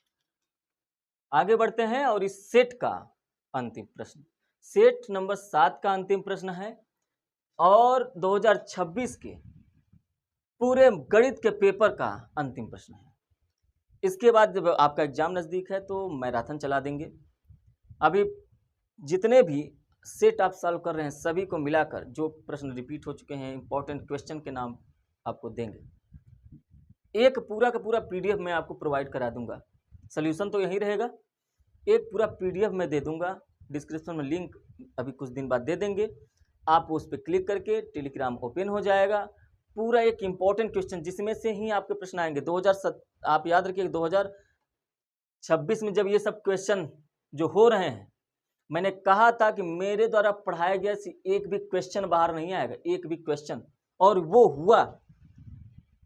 जितने भी बच्चे इस चैनल से पढ़े थे, जितने भी बच्चे प्रीवियस ईयर्स क्वेश्चन को सॉल्व किए थे, उन्होंने कहा, कमेंट कर, बहुत सारे कमेंट आए कि सर हमारा जो है मैथ का पेपर बहुत अच्छा गया आपकी वजह से। और ऐसा सुनने पे खुशी भी मिलती है और मन भी खुश हो जाता है और आप लोगों के लिए मेहनत करने का मन करता है। ये जो आज सेट नंबर 7 तक पहुंचे, इसमें जितने भी क्वेश्चन दिए गए हैं, सिर्फ 2 क्वेश्चन को छोड़कर सभी के सभी प्रीवियस ईयर्स क्वेश्चन हैं, सभी के सभी एक तरफ से एक तरफ। और नहीं विश्वास है तो आप 2023, 24, 25 बस 3 साल का पेपर लगा कर देखिए, और 26 का जैसे ही लगाने बैठेंगे ना तो आपको लगेगा अरे सर ये सब क्वेश्चन मैंने लगाया हुआ है, सब आया है, सब के सब आए हुआ है। और इसीलिए जो बच्चे प्रीवियस ईयर्स क्वेश्चन लगा के जाते हैं वो 100 में 100 क्वेश्चन नंबर पाते हैं, 100% क्वेश्चन करके आते हैं सॉल्व। और ये मेरा दावा नहीं है, आप अपने से भी कोशिश कर सकते हैं, आप अपने सॉल्यूशन देख सकते हैं। मैं तो हमेशा दावा करता हूं कि अगर आप मेरे द्वारा पढ़ाए हुए पढ़ के गए तो टॉप कर जाएंगे, वो मेरी जिम्मेदारी, लेकिन पढ़ना पड़ेगा। अब अंतिम प्रश्न की ओर चलते हैं। प्रश्न कह रहा है कि दवा का कैप्सूल, अच्छा कैप्सूल तो आपने देखा होगा ना, कैप्सूल कैसे बनता है, एक उसमें बेलन होता है इस तरीके से,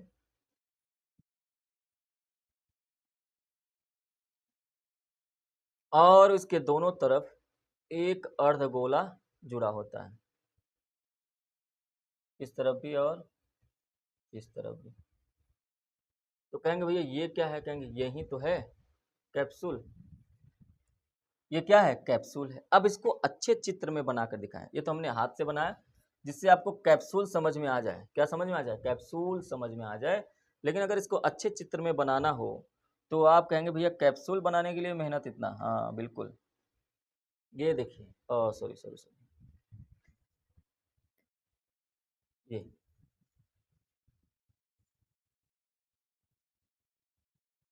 ये देखिए, ये कैप्सूल है, ठीक है।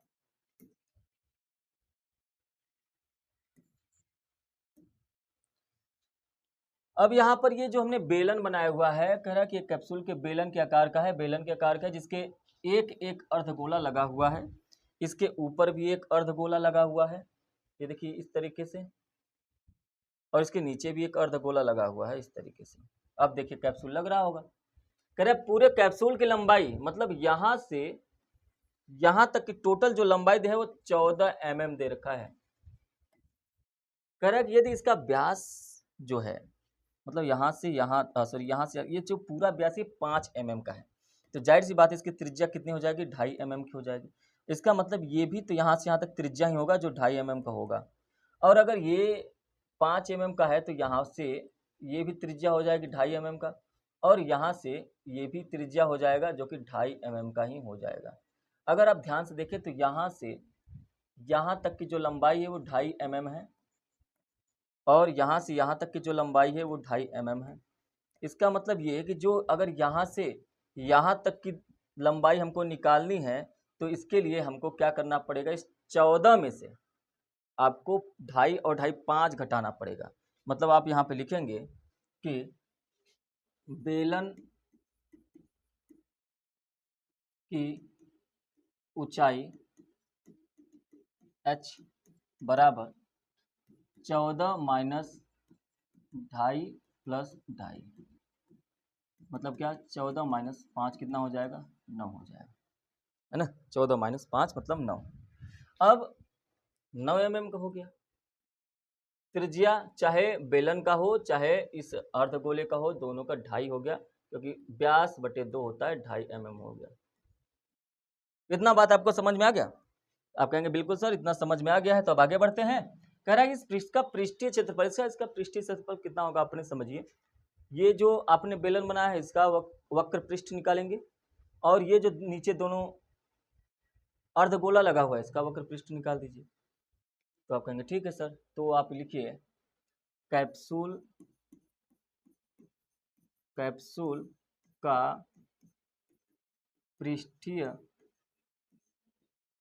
क्षेत्रफल बराबर, पहले लिखेंगे बेलन का वक्र पृष्ठ प्लस दोनों अर्धगोले का वक्र पृष्ठ, बेलन का वक्र पृष्ठ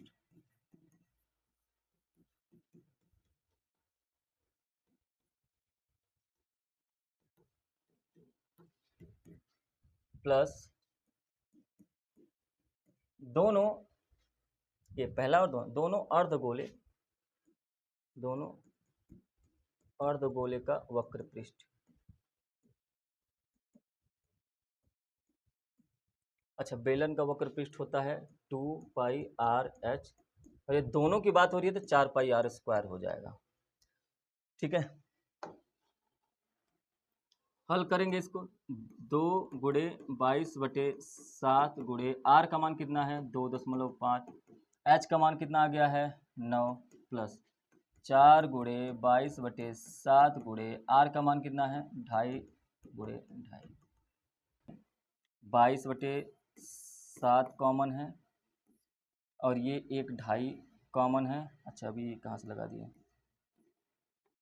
गुणे 2.5 कॉमन है, और कुछ कॉमन है? और कुछ कॉमन नहीं है, तो बचा क्या यहाँ पे? 2 गुणे 9, 2 गुणे 9 बचा। यहाँ पे क्या बचा? अच्छा 2 भी तो कॉमन है, आप यहाँ पे 2 भी कॉमन ले लीजिए, यहाँ पे ये सिर्फ 9 बचेगा। 9 प्लस 2 गुणे 2.5, देखिए कॉमन लेने से आपका सवाल बहुत अच्छे से सॉल्व हो जाता है आसानी से। 44, 2.5/7 गुणे 2.5 दूनी 5 होता है, और 9 5 14 होता है, 7 से काटेंगे 2 बार में कट जाएगा, ठीक है। तो कितना आया? तो कहेंगे 44 गुणे 2.5 गुणे 2, 2.5 में 2 का गुणा करेंगे तो कितना आ जाएगा? 5, 44 गुणे 5, और 5 में 44 का गुणा करेंगे, 5 चौका 20, 5 चौका 20 2 22, इतना सेंटीमीटर नहीं मिलीमीटर, ठीक है, इतना मिलीमीटर स्क्वायर, यही हमारा क्या हो जाएगा, आंसर हो जाएगा। क्या हो जाएगा, 5 6 7 सेट नंबर 7 तक हम लोगों ने सॉल्व कर लिया है। और इसके लिए अगर आप चैनल पे पहली बार होंगे सब्सक्राइब कर दीजिएगा, ठीक है। आपका एग्ज़ाम बहुत अच्छे से जाए, आप 100 में 100% नंबर लेके आएँ, और चैनल को सब्सक्राइब उसके बाद ही कर लें तो कोई फ़र्क नहीं पड़ता है, या पहले कर लीजिए, सब्सक्राइब ज़रूर करें, ठीक है। तो चलिए अब मिलेंगे किसी और क्लास में। Thank you, have a nice day.